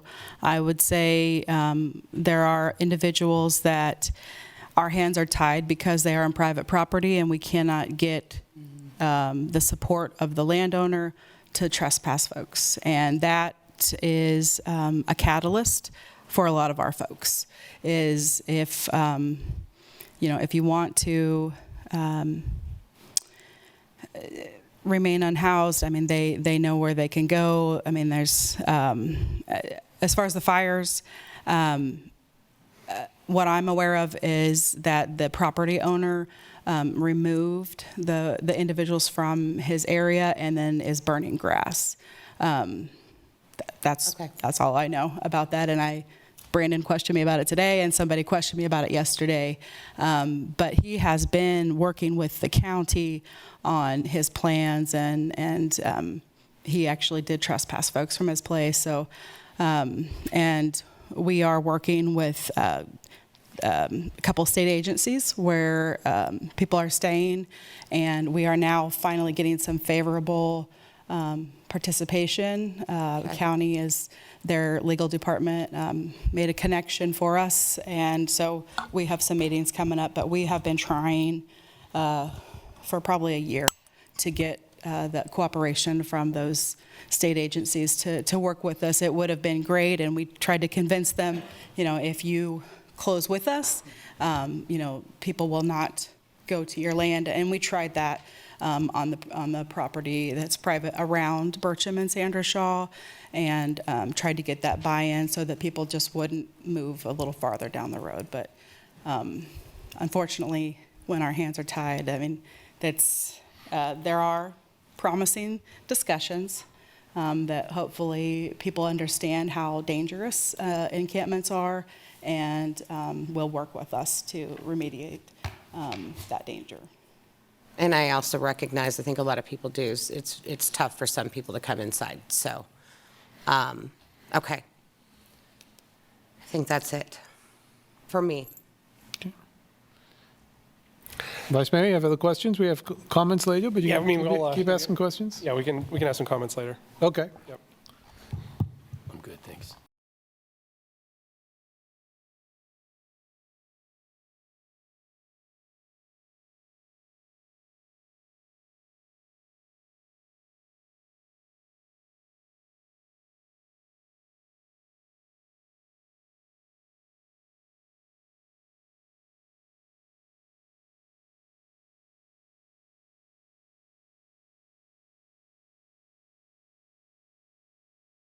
Name's John M., 66049. First of all, just a quick financial comment. That $3.15 drop, I understand it's going to drop 10% every year.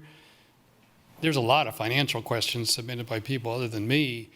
I'm just wondering if we can't break that up into thirds and throughout the year as the questions are answered, rather than do a whole drop. I mean, the city has financial problems. It's a big bundle of cash all at once. Just a thought. In terms of number of homeless, those are counts that occur primarily through 3 different systems. Some of them have been talked about today. PIT counts, of course. HUD drives that. The director of Destination Home at Kansas Statewide Homeless Coalition, which I'm sure our guests are familiar with, says it's a terrible system driven by HUD. It significantly undercounts the actual number of homeless on the street. I'm aware certainly of the 63% reduction from last year, which we're also proud of, but I've got 12 years of PIT data that goes back 12 years thanks to some of the newspapers. In 2009, it dropped 64%. I'm sure there was an equally hallelujah statement about that. The next year it went up 100%. So, what's that mean? Well, don't count your chickens before they hatch, and a point in time does not a trend make. There's a lot of variability, and you can watch it go up and down through that 12 years. The county dashboard, Homeless Management Information System, gets its data from the Coordinated Entry System from Kansas, and we talked about that. It provides near real-time monthly data, generally for the last 3 months, and they roll it. unfortunately, but I track it every month and update my data. And my concern about going through this is that is your first point on your first slide. We have a continuous, alarming, in my opinion, increase in homelessness. And we don't really know why. We're trying to deal with it, but it's not really explained. I'd love somebody to explain that. But from the CES system, homeless for July, August, and September increased from 632 to 639 to 634. For October, the number is 655. It's down 9, but 22 people disappeared. They dropped out. So we lost track of them, which happens, I understand. And then in November, it was 633, but we lost track of 27. They come and they go in and out of the system. I understand Fine. that. Okay, thank you. Too bad. I could have gone on. Thank you, John. Other comments?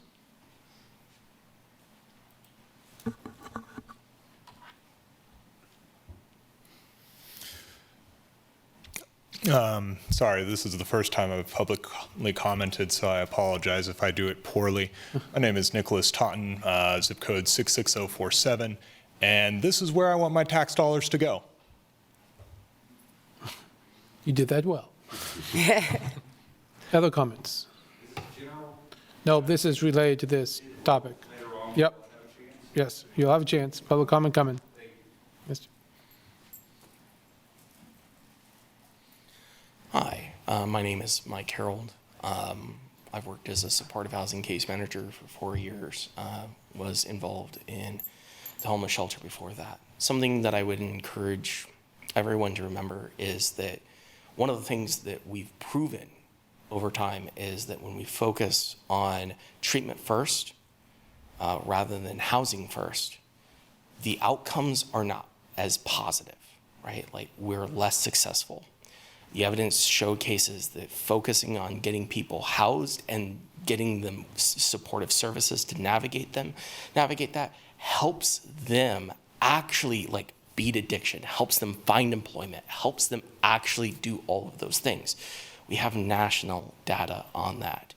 So as we navigate all of this, I encourage you all to identify that that's the main area that we need funding for.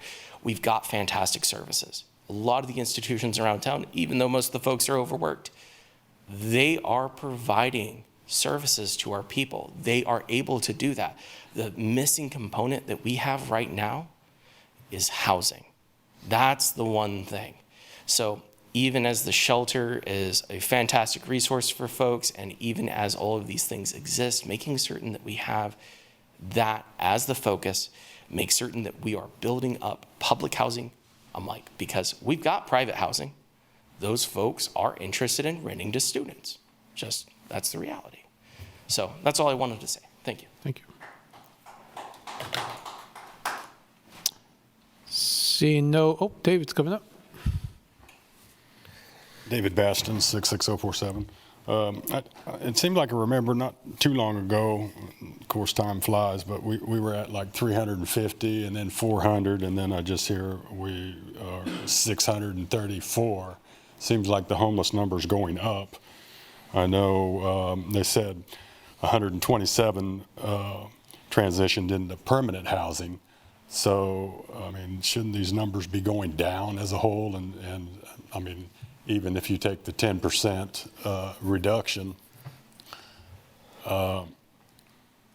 just basic numbers, 127 transitioned, so that should be way more than 10%. So I don't get the numbers deal. And then Mr. Chisholm here said, I don't know, last year at some point they were going to do the 10% and then 15%, which I mean, it is what it is. And there was a 30% overall reduction in homelessness, which I just don't see it as far as numbers adding up. And then to take $125 million out of our general fund and have poor, I mean, accountability to me seems pretty weak, especially with Mr. Chisholm talking. We've given him a whole year to come up with fundraising ideas and stuff like that, and they come back and say, he said they got $90,000 in a whole year. I mean, that's really working hard on trying to figure stuff out. I think that's pretty pathetic, especially with all the tax money we're putting into this. I think they're relying way too much on our money and not on things that they should be focused on. To me, the management seems all over the place. I mean, I don't look at their books and everything, but just for the simple fact that what we're talking about here is a program, a funding agreement between Lawrence Community Shelter. Lawrence Community Shelter, we didn't really hear a lot from the guy that runs the place. We heard a lot from the city. So that just shows me that the management needs changed, and I hope you guys take that into consideration. Thank you.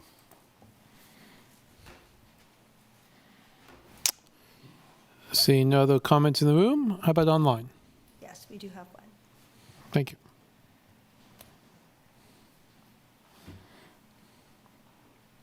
Julie Jones? Can you hear me today? We can. Excellent. Excellent. Julie Jones, 66047.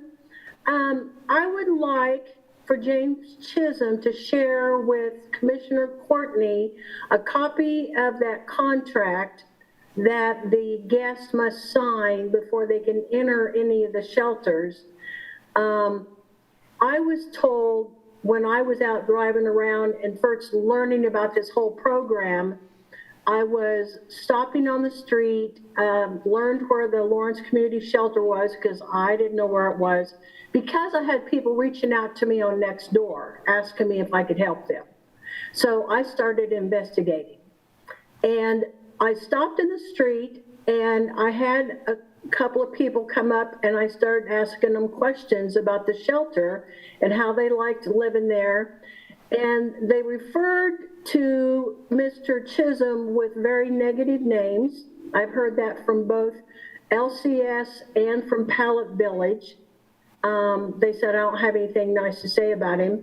They referred to the contract stating that they could not speak to the public or the media. I mean, and that was their first question to me was I a reporter? And they kept looking over their shoulder and I said, what are you looking at? And they said, he sits in his office and watches those cameras all day, and I'm afraid he's going to see me out here talking to you, and I'm going to get in trouble and get kicked out. So that to me did not include a welcoming environment. And then I did pull up another article at a Lawrence Times because I had brought this up several times about the count that Misty Bosch Hastings did not, or did say in the Lawrence Times, because I was looking for credibility there, that if a person does not identify themselves, they are not included in the point in time count.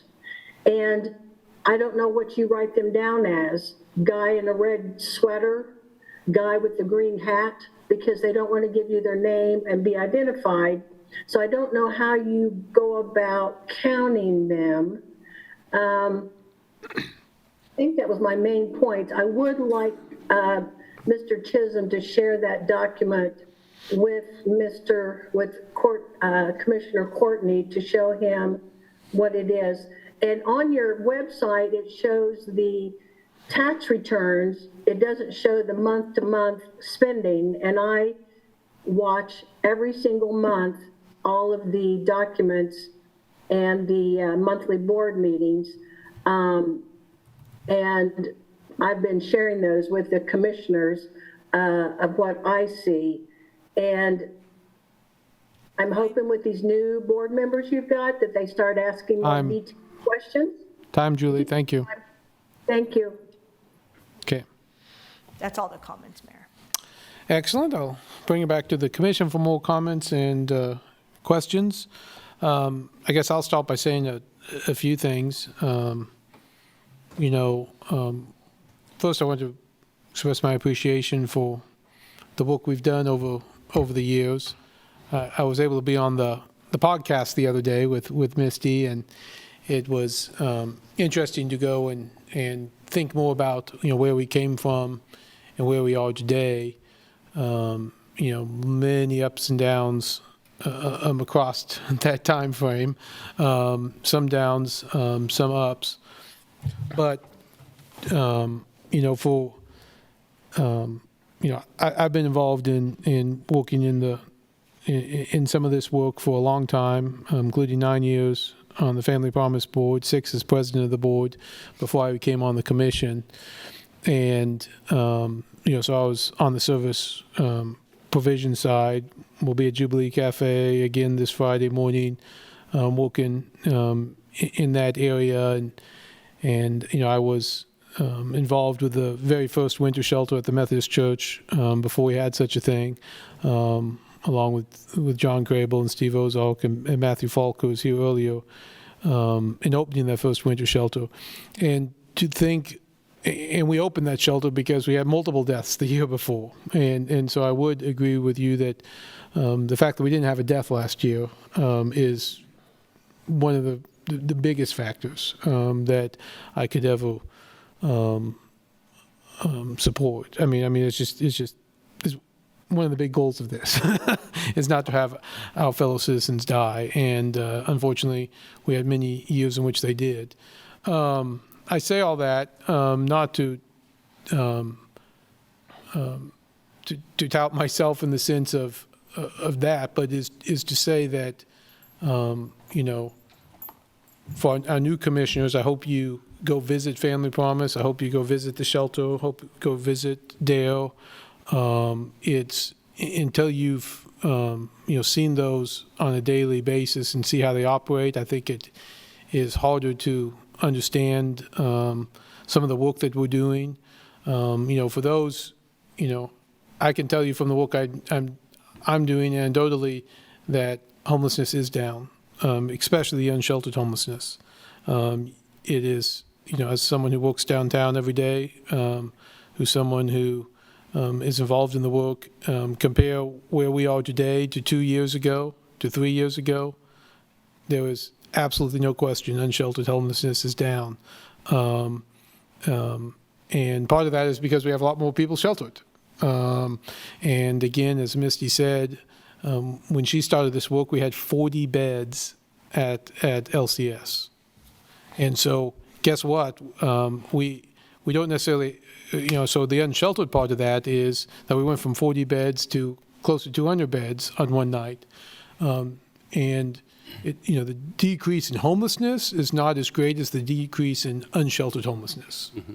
There was a big difference there in the unsheltered homelessness versus the sheltered homelessness. The next big move, of course, that we continue to work on is the housing part, as brought forth from one of our speakers, is to get them from here to there, those graduations, getting people moved on. But to me, the first step was getting from the unsheltered homelessness and the some of the negative effects of that, including people dying on the street, but also safety and other issues, and get them to sheltered homelessness and sheltered. And then when you get from there, you go to permanent housing.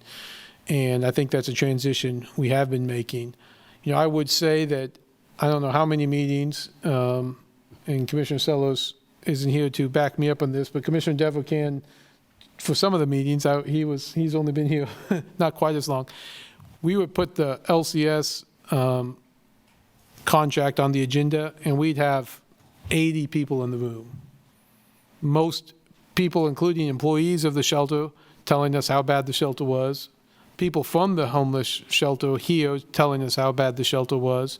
And then members of the public saying how we weren't doing enough to help the shelter.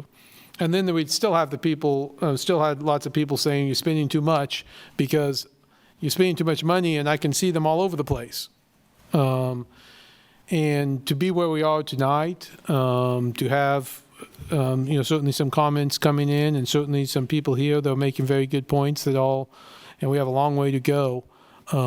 But what I'm not hearing, again, on a day like this, 3 years ago, I'd probably have 200 emails talking about this topic. And not to have that here is not to say LCS is perfect, but you're doing a great job. And, not that Misty and our team is perfect, but, I think we're making progress in all those. And I want to thank Brandon and Misty and Craig and the whole staff. And thank the community. I mean, we did this. We've done this with taxpayer money. That's right. We've done this with taxpayer money.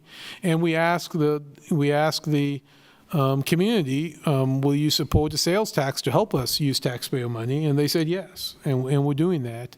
And so yes, we're doing this with taxpayer money, but I'm appreciative of the results we have gotten, and we still have more results to get, and we still have a long way to go.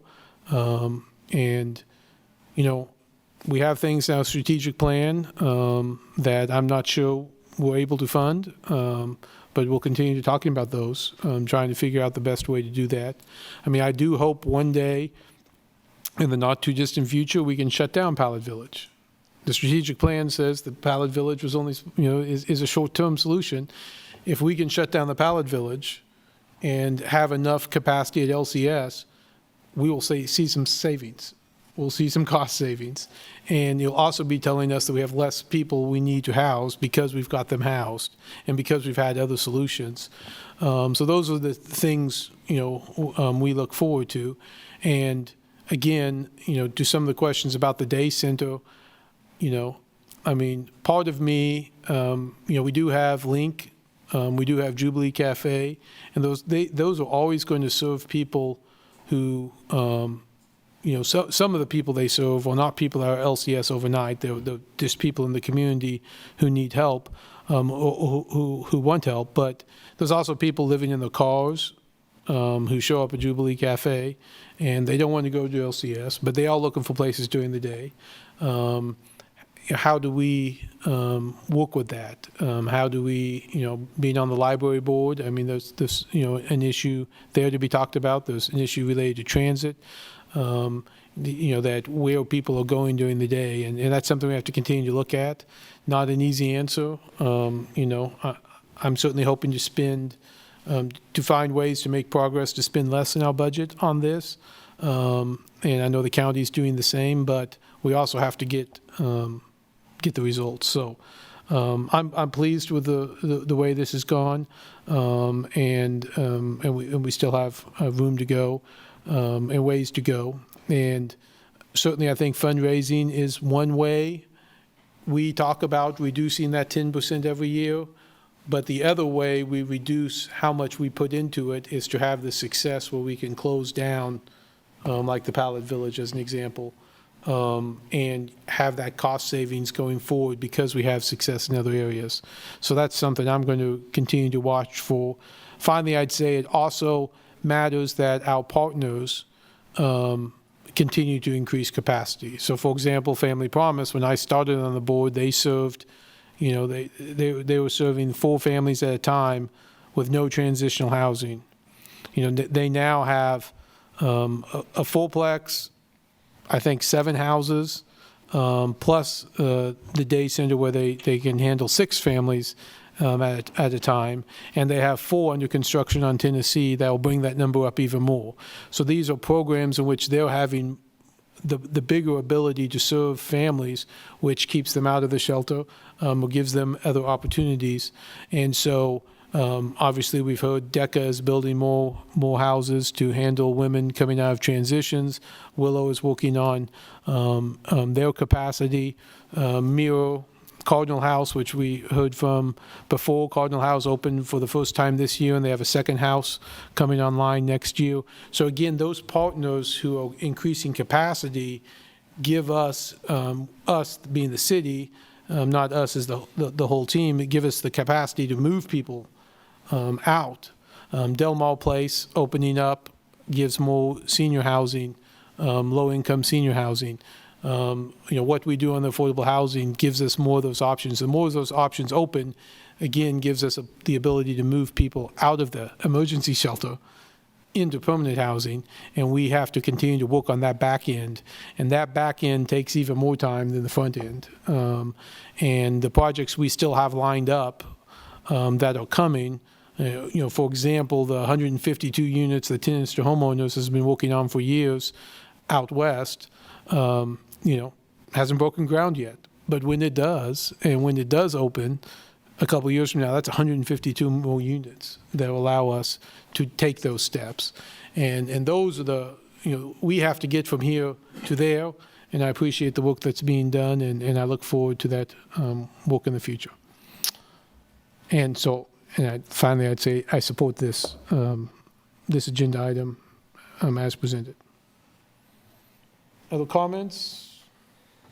One question. So in the 2025 agreement, it says that Exhibit A, the thing is the equivalent of a statement of work, if that's fair, right? Yeah. That statement of work says that there's a reporting due on the 15th of January, and there's another end final report that's due on February 15th, 2026. So my question would be, in some of these agreements that we have as the city, do we re-up programs that haven't completed the statement of work from the prior year? My answer is yes, but I'll let Brandon. Yes, we do. I'll just use the Economic Development Agency funding agreements that were passed the last meeting in December. Obviously, they hadn't finished their fiscal year yet, and so we'll be receiving those annual reports later. Those are 5 or 6 agreements similarly situated. And because we fund, I would add the way, we fund, people who are counting on this money to fund. Without us funding, it's hard to make payroll. It's hard to, continue to go forward. So yes, that's been our process.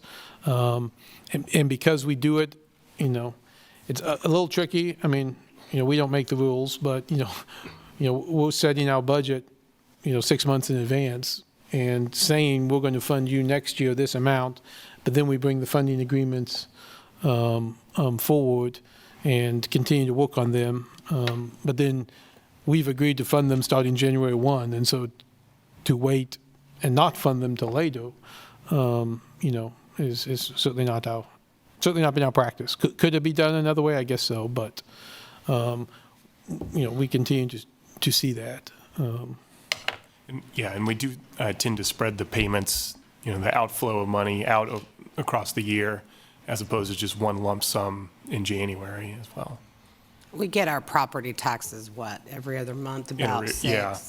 Sales tax lags a quarter, in arrears, so. But we actually receive cash once a month for sales tax, property tax. I would love to know just the disbursement schedule that we provide to any agency, not just LCS. But a lot of people don't realize, I knew intuitively that we weren't handing $3.1 million over. And that's just not how we do things. So for the public, we do not disperse, here's a lump sum, because we don't receive it in a lump sum. And this is a lot of property tax base, sales tax is behind, et cetera. So just for the public's sake. Yeah, but I guess the question is, how do we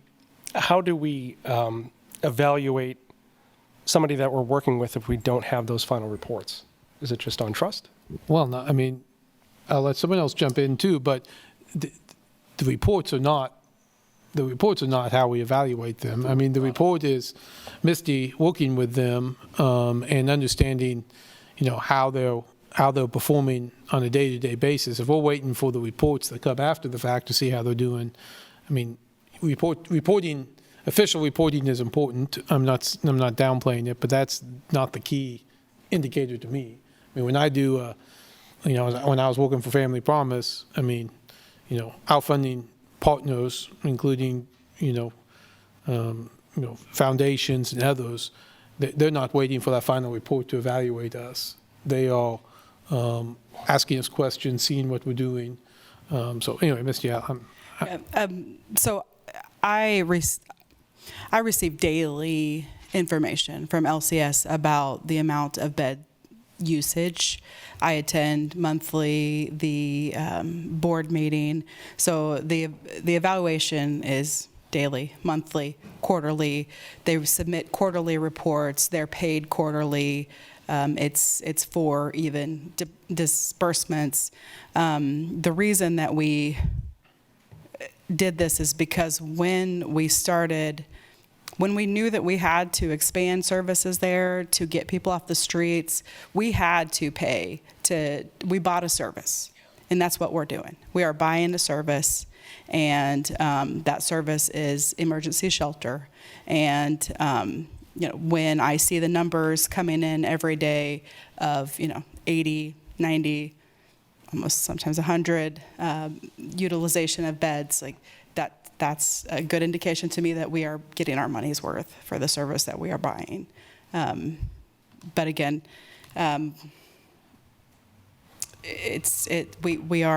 we do have quarterly reporting with all the metrics that I put in the contract, and I believe the due dates of the payments and things are in there as well. Yeah, they're on page 5 of our report. Reporting requirements, and then the grantees will receive, quarterly distributions starting within 30 days of the execution of the contract.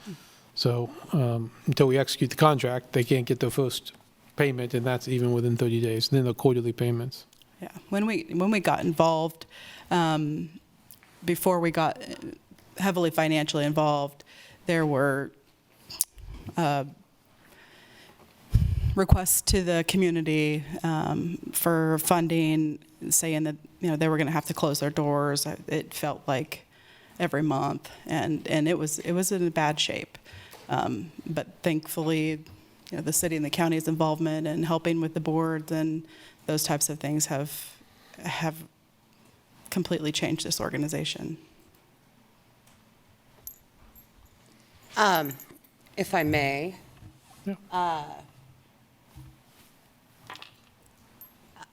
first and foremost, I think you guys have heard me say community is so incredibly important, and a community is only as strong as its most vulnerable residents. So we take care of our vulnerable residents. Gentleman who came up to the podium prior, they talked about housing being the highest priority. I would wholly agree. The simple fact is we do have a lot of services. Again, I was with the Housing Authority, and when I came on board, we lost 1,000 units right before from landlords accepting vouchers. That was a huge hit, right? So if you continue to consider the loss that we've had, housing is very important. We do have great services. We can always use more services. Please know that my scrutiny of your organization is for no other reason than to ensure that we're protecting the taxpayer dollars, because social services is about people. Money is very unpopular when you start talking about the humanity of things, but it's just that ugly side of it. So I will always be the one. It's a known quantity. The commissioners that I always appreciated the most are the ones that I knew exactly where they were coming from, whether you loved it or not. So just always know I will be scrutinizing that. We've already identified the disbursement of funding, so that's great. I will be checking up. Again, I do believe that the board has financial oversight obligations for any organization. We've seen some failures in the past in this town, so let's make sure that everybody has the tools that they need to be incredibly successful. I'm happy to be that unpopular person to scrutinize it. I've been unpopular for 22 years, 23 years, so I want to thank you very much for the work that you're doing. I have visited the shelter. I was taken on a tour there. Mr. Chisholm, unfortunately, you weren't there that day, but I spoke to some of your staff, tried to identify what some of the issues are that you have, just kind of get a landscape idea of what's going on there. I have also visited an encampment, so I've got a little bit of exposure. Nothing in comparison to what you guys deal with, but I am going to. My last parting statement is, before I got to the Housing Authority, confession time, I literally thought you could take somebody that was homeless and put them in a home and you solved the problem. And how wrong I was. And I am so glad I was given that information. I wonder if there are a lot of folks like me who don't have that education, and maybe we can educate the public a little more to understand where the need is. Why do we need to have an adult day center, right? This is why. Why can't they just go and, why can't somebody just go and get a job?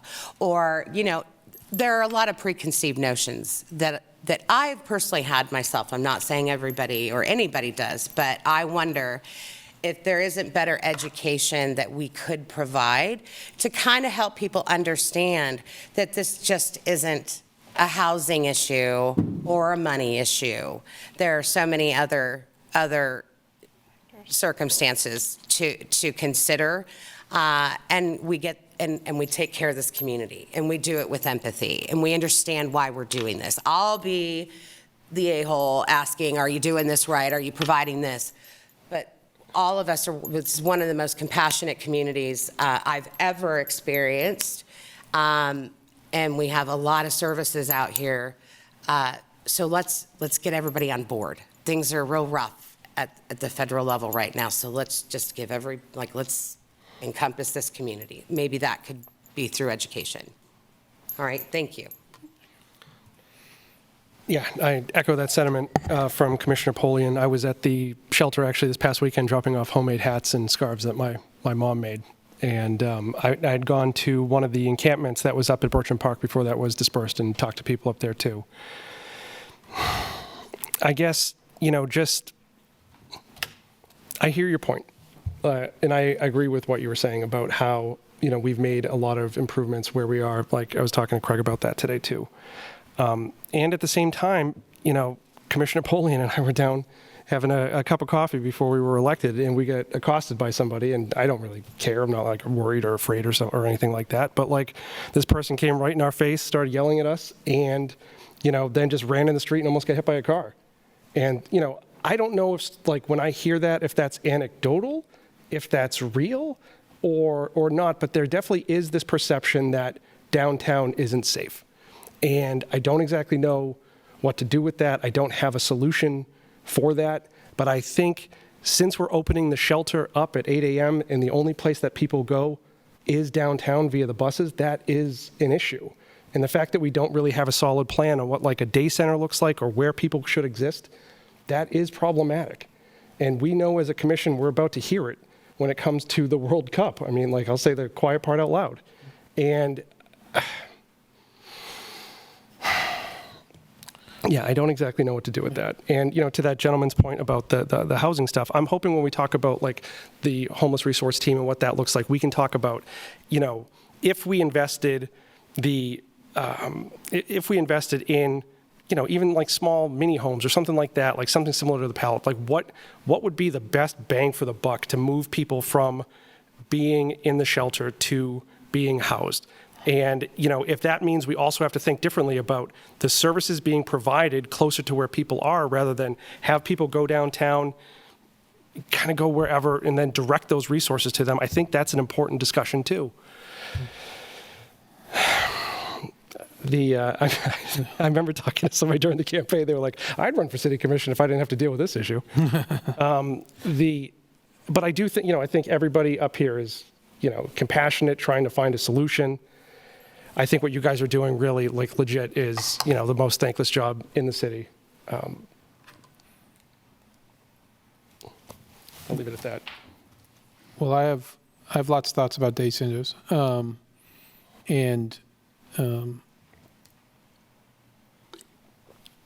I continue to, you know, rely on our teams to help us with that. I mean, you know, and Mayor, Mike has more history. I mean, before we did some of this, we had day centers downtown, and you know, one of the reasons LCS is where it is because the idea of, you know, and again, Mike can speak to this more than me. There was a strong feeling that if you build it, they will come. If you have a day center downtown, if you have your homeless shelter downtown, that's where you want people to stay. And then, as Misty said, no one can keep someone wherever they're at, so that then they happen to spend more time downtown.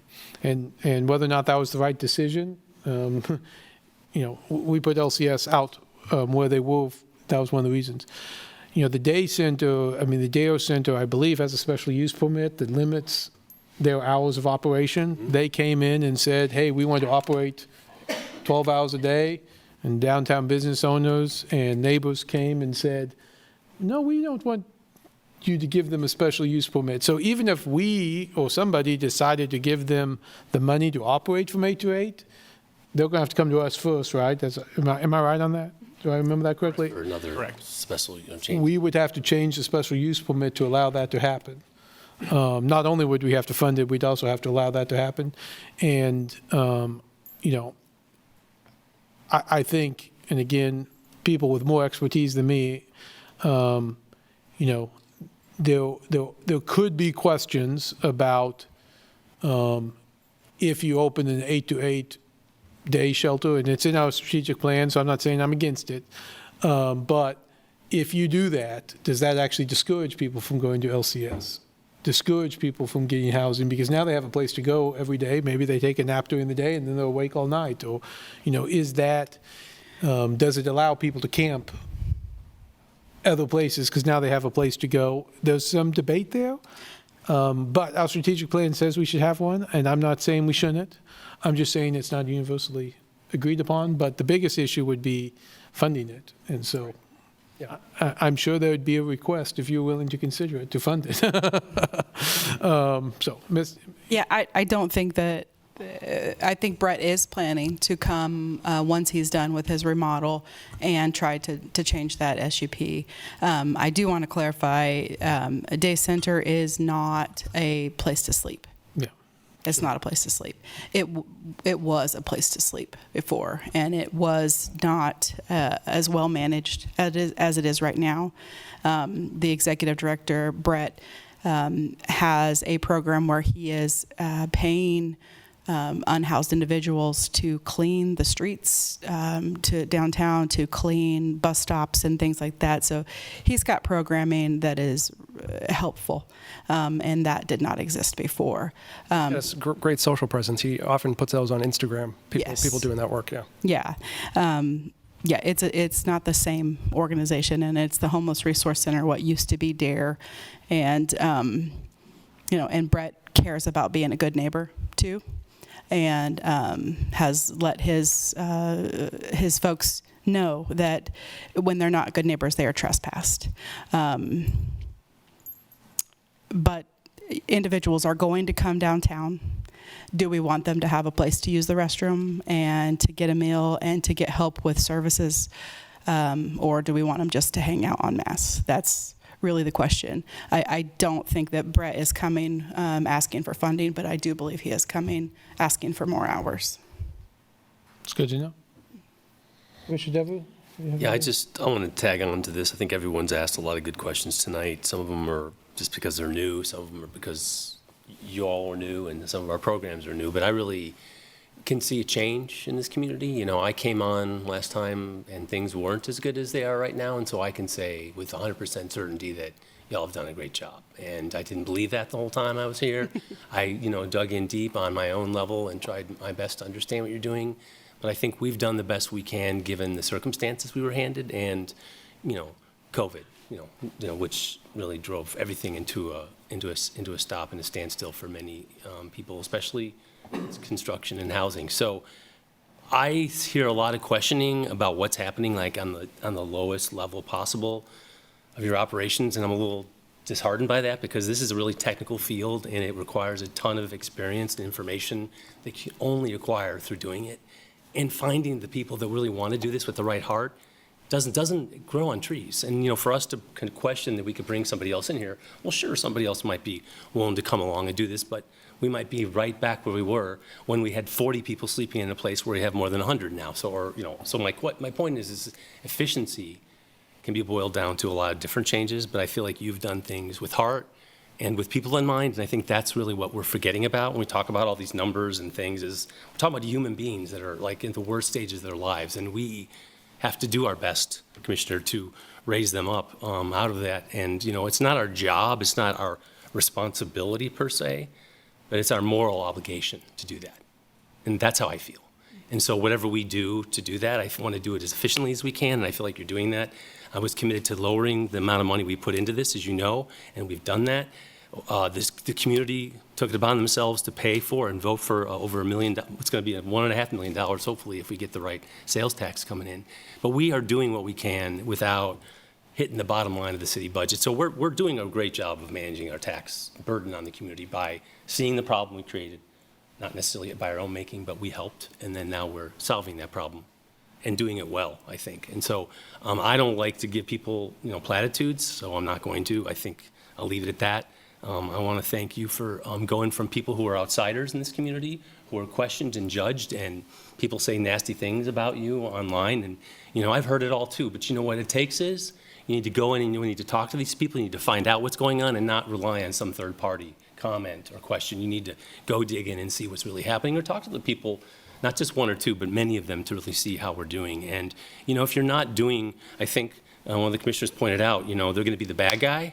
Well, you know, if you're not going to be the bad guy in an environment like this, then it's going to turn into chaos. And I think what James has done, I think what you have done, is create a hard-nosed, you know, viewpoint on things, especially with the original shelter village, and then expanding that really tremendously. So I feel like we've done way more than I could have imagined with the resources and with very few complaints. I agree that downtown is not where we want it to be per se, but I think it's a lot better than it was. And I work downtown and I walk around here all the time, and I see the same people, but they're not going anywhere. And that's what we need to understand. We can't make people do what they don't want to do. And even if they're an eyesore, or they're not in the right place, or there's too many of them all at once, that's not how I feel. You know, I'm just saying those are the complaints I get.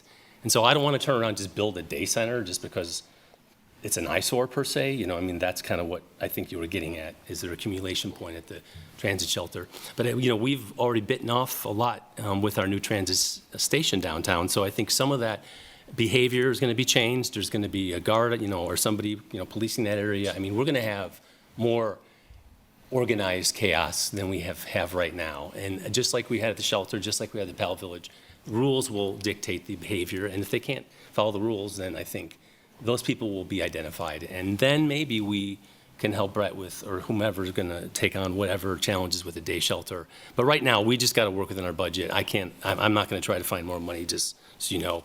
I'm going to just try to do my best to do what we can with this project, and maybe be more efficient and really focus our attention on the housing like we've talked about. But I just want to thank you. It's been hard a couple years, but you've done a lot with without a textbook to go by. I think that's what I would say. So thank you. Thank you. Can I be reminded really quick, what's the sunset of the sales tax? Was it a 10-year? It's a 10-year. Okay. Yes. I mean, I voted, so I should remember that, but I don't remember a lot. Because one thing that we could consider is a dedicated mill after the sunset. We're not going to, I wouldn't recommend doing that while we still have a sales tax going, but these are all things to consider, but something to explore later. Thank you again, by the way. If there's no other way to stand up for it. Mm-hmm. If there's no other comments, look for a motion. I'll make the motion to authorize the city manager to execute a funding agreement with Lawrence Community Shelter in the amount of $3,150,000 for operation of LCS Emergency Shelter, the Village, Pallet 24, and inclement weather sheltering. I second that motion. Motion by Commissioner Pulliam, a second by Commissioner Devereaux. All those in favor say aye. Aye. Aye. Opposed? Passes 4-0. Thank you so much. Okay, that brings us to commission items and the review of the future agenda. I do have 2 commission items, and others can jump in. And this, I don't know if this is a commission item, a calendar item, a future agenda item, but farmers market. I know it's presented to Parks and Rec. What is there a time frame in which we expect to see that, or do we Have there been discussion about when it might come to us? I don't have an answer on that. I don't know that Brandon does, but I don't have an answer on that right now, but we Okay. can get something back out to you. I know we received some communications and public comment on that. Yeah, I mean, I know obviously it's been going around, talking to people. I just don't know when. Lots of activity. Lots of activity. I know Commissioner Sellos did mention to me when I found out she wasn't going to be here tonight that she's interested in hearing that, but but again, the timing wise, I don't know if, where it is. I know they'll present it to different people, so. We'll follow up with that information.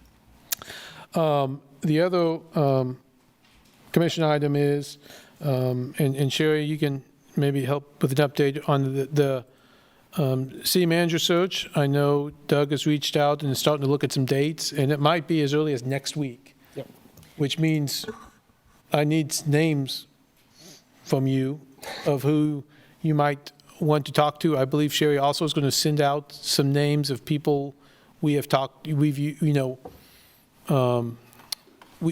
in other searches. And Sherry, can you help me on the update on that? Yes, so I have the email drafted, actually. I was just waiting to try to find those lists. As you know, some of the folks who handled some of those searches aren't here, and I wanted to give you some ideas of who we had. I have that list now, so you'll be getting that after the meeting. He does have availability next week, but he also has the week after, which I think is what we should try to lock in, just to give us more time to arrange those folks that you give, when you finalize the list, to give us a little more flexibility on scheduling. Monday is a holiday, and offices are closed this next Monday. So you're thinking 2 weeks? Yeah. Okay. Unless, that's up to you. He has next week, Tuesday, Wednesday, Thursday, the following week, Monday, Tuesday, Wednesday. So I just sent you calendar invites for the second week to hold it. But if you feel like we need to do it next week, I'm happy to let him know that and try to make that happen. Well, that does seem pretty hard to get stuff scheduled. That seems really fun. So let's look at that following week. So again, Sherry's going to send out a list of people we have talked to in the past. For example, when we did the ED search, the chamber, look at that list. We will include a lot of those people, but if so you don't have to repeat necessarily the people on the list, but if you see someone not on the list, and again, we're cobbling together a couple different lists there. So feel free to chime in, but we need that pretty quickly after you see this email, so we can get that scheduled. If later we think of somebody, he's willing, of course, to do Zoom calls, and he'll be here other times. But we're going to try to get him pretty full for 3 days in a row. That also will include the 5 of us getting a chance, hopefully early on in that. And so when you see that email, also let Sherry know your availability, so we can have time with the consultant each individually, and then we'll add folks to the list in addition to staff. Yeah, in some instances, it's just, representatives of the development community. So if you have specific names, that'd be great if you want to provide those, because in some instances, I don't have those specific names. So yes, there's 3 things that I'm going to need from you. I sent calendar invites. I sent them as 3 separate days. So when you accept it or decline it, if you're not available on one of those 3 days, we'll schedule other people. But it would be helpful if you respond with your actual availability, because the 5 of you are obviously the priority. Okay. And then you'll respond to the email with your list of names after you review it. If you don't have anybody, if you're happy with the list, obviously you don't have to provide anybody. We did ask just for 1 or 2. And then just review, he provides some information in the email that I'm sharing with you as well, so there are some attachments. Excellent. Thank you, Sherry, for taking that on, scheduling the stuff, the fun part of the job. So Sherry sends me emails, and I just blow them off for a week accidentally, and I totally don't mean to do that. We appreciate that. I will eventually find And I know Doug has also reached out to Tony, making sure he understood our exact rules with COMA and others. And Tony, I don't know if you have anything to add there. No, we had a good conversation. He's got a good understanding, and I'll continue to be a resource as needed. every state's different that he works in, so he wants to make sure he gets it right here. So, okay, well, we're looking forward to that. Okay, any other commission items or future agenda items? Just so people are aware, I'm going to be meeting with the members of finance tomorrow. Last week, when I pulled an item from claims, I was under the impression that we had already made these payments. And quite frankly, it's quite abnormal that you are bringing claims to a governing body to approve prior. We approve a budget, that's the intent, and then, we have to have scrutiny on it. Obviously, I'm real big on financial oversight, but there's some efficiencies that are definitely lost. I will never, ever jeopardize internal controls for, just to make things easier by any means, but I am going to review some things. I also want to review some procurement. These are just things that I like to make sure that we're on the up and up on, and maybe there's some things that we can change. I'm going to be looking at the procurement policy. I am also going to be interested in chatting. Mr. McGuire, you have planning and development under your purview, is that correct? Who has planning and development? It's actually under Casey. That's Casey, okay. Okay, I will reach out to her and Craig. There's some things I want to talk about with planning and development. I think there's definitely some opportunities for improvement there. Just kind of letting you guys know where I'm at with that. Other than that, thank you for all your hard work. Sorry for our extreme scrutiny of the LCS. I'm not apologetic by any means, but again, some of it was out of curiosity, and some of it really is just being good stewards, being strong fiduciaries. So, but I'm very grateful to our staff and LCS for the work that they've done. And that's it. Yeah, I'd say 2 years ago, maybe 2 years ago when we did this, I think we spent like 5 hours before we approved the contract. So scrutiny is good. Yeah, scrutiny is good. That's our job. That is exactly why we were elected. Yeah. So you want to hang out for another 4 hours? No. No. Yeah. So yeah, on my end of things, so one thing, and this is an apology to me, to members of the governing body. Last week I pulled like a ton of stuff. I didn't realize you could do that ahead of time. That's totally my bad. I was not trying to like put people on the spot. So going forward, if there's something I want to pull, people will know about it ahead of time. So just that. And if we talk about, commission items of stuff that I did in the past week, I was able to get a tour of the library over the past week, and it was really great. You see the books going in, and they get sorted. We talked about like the technical stuff behind that. That was really fantastic. The thing that I was there for was really to talk to Brad and Kathleen about how the Friends group for the library works with the library proper, and it was just a great discussion. We talked about the Douglas County Community Foundation, what that looks like, how even though they pay the DCCF to handle the money, what happens is they actually get a lot of grants back. So in a lot of ways, they're not spending a ton of money to be able to service that, or they're not spending a lot of money to service that. They use the organization and get some of that money back, which I think was absolutely fantastic. Another thing, too, when I was talking with them, and this goes to Commissioner Devers' point earlier, the library is a lot safer than it used to be. And when I was talking to them, they were talking about, what policies they've put in place to make sure that people who come in know the rules of, this is what happens to the library.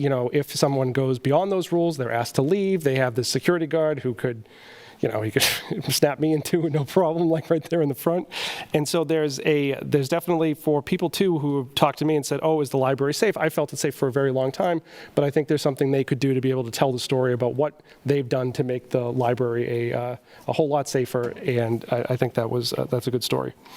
Last night, I said I wouldn't talk about the rec center, so I won't. But the Parks and Rec Board last night, Vicki and John had brought up the idea of if they want to start looking into a foundation, what that looks like, from us giving sort of the green light on that. I know we were going to talk about that at our retreat, about like what do each one of these boards, how do they help us make decisions. So next week, I'll probably, my understanding is that Lindsay will give a presentation about some of the numbers that have been reported recently, so we can have a discussion about that. But one thing, too, at that meeting would be just giving them a little bit of guidance on what they can do to create a subcommittee to be able to explore that, what other cities are doing from foundations and stuff like that. And then the last thing, I said I wouldn't talk about the rec centers, but I'm going to talk about the aquatic center. There was on Wednesdays, people who were 60 plus used to be able to go to the aquatic centers for free for one day for mobility training. And I feel like that was taken away, and I feel like it got swept up, very similar to how the community building sort of went under the radar as part of the whole rec center fee thing. So one thing I would like to know, either from staff or us making a decision on, is can we restore the aquatic 60 plus session on those Wednesdays so people can, have mobility, not go to the hospital, not turn the screws to people on Medicare. Okay, I think those are all good discussions to have. Is it next week? I watched some of the Parks Rec meeting too. The report on the numbers, is that coming next week? From Parks and Rec? Was that on our city manager's report for next week, or how's that? Well, I know I've sent that Lindsay has a couple items that you all have asked for, and that's one of them, and she was working with Porter, and I have not heard back the dates, but that they're going to bring those back. But I can certainly, I don't know if it's next week or the first meeting in February. We can ask and see if she can get. Yeah, we'll get organized on that and get them on your future agenda items so you have a little better understanding. And this item we will include with some of that reporting so that it'll queue up a discussion if you want to make some changes. Okay. And, I do think, obviously, at some point, related to, I guess, that, I think we officially said 3 months for the community building to be open, so obviously we'll have to have a discussion before the 3 months is up about what do we do there. And so we don't want to obviously wait till the very last moment to make that decision again. So again, I know they're gathering information. I know we're only a week in, so it's too early now to do it, but yeah, I also don't want to wait till the very last meeting in March or something. Yeah. So when the timing is right, obviously we'll have to have that discussion as well. That'll give me plenty of time to put together another PowerPoint. We like your PowerPoints. Death by power. Okay, sounds good. Anything else? Okay, city manager's report. The only item on there is your ex parte warnings. Those are coming up. I did notice, I think 2 of those were ones we had tonight. Well, maybe all 3 of them were the items tonight. So And they will be on the agenda next week. But anyway, sometimes we have them coming up earlier than this. We get these. right, we'll look ahead on those. Yeah. In the beginning of the year, we usually get a lot of applications that start coming in, and so we'll try to look ahead on those. Yep. Okay, I guess technically that is a public hearing item. General public comments just about here, but anyone want to make a comment on the ex parte rules? And online? No, Mayor. Okay. Brings us to calendar. Anything on the calendar?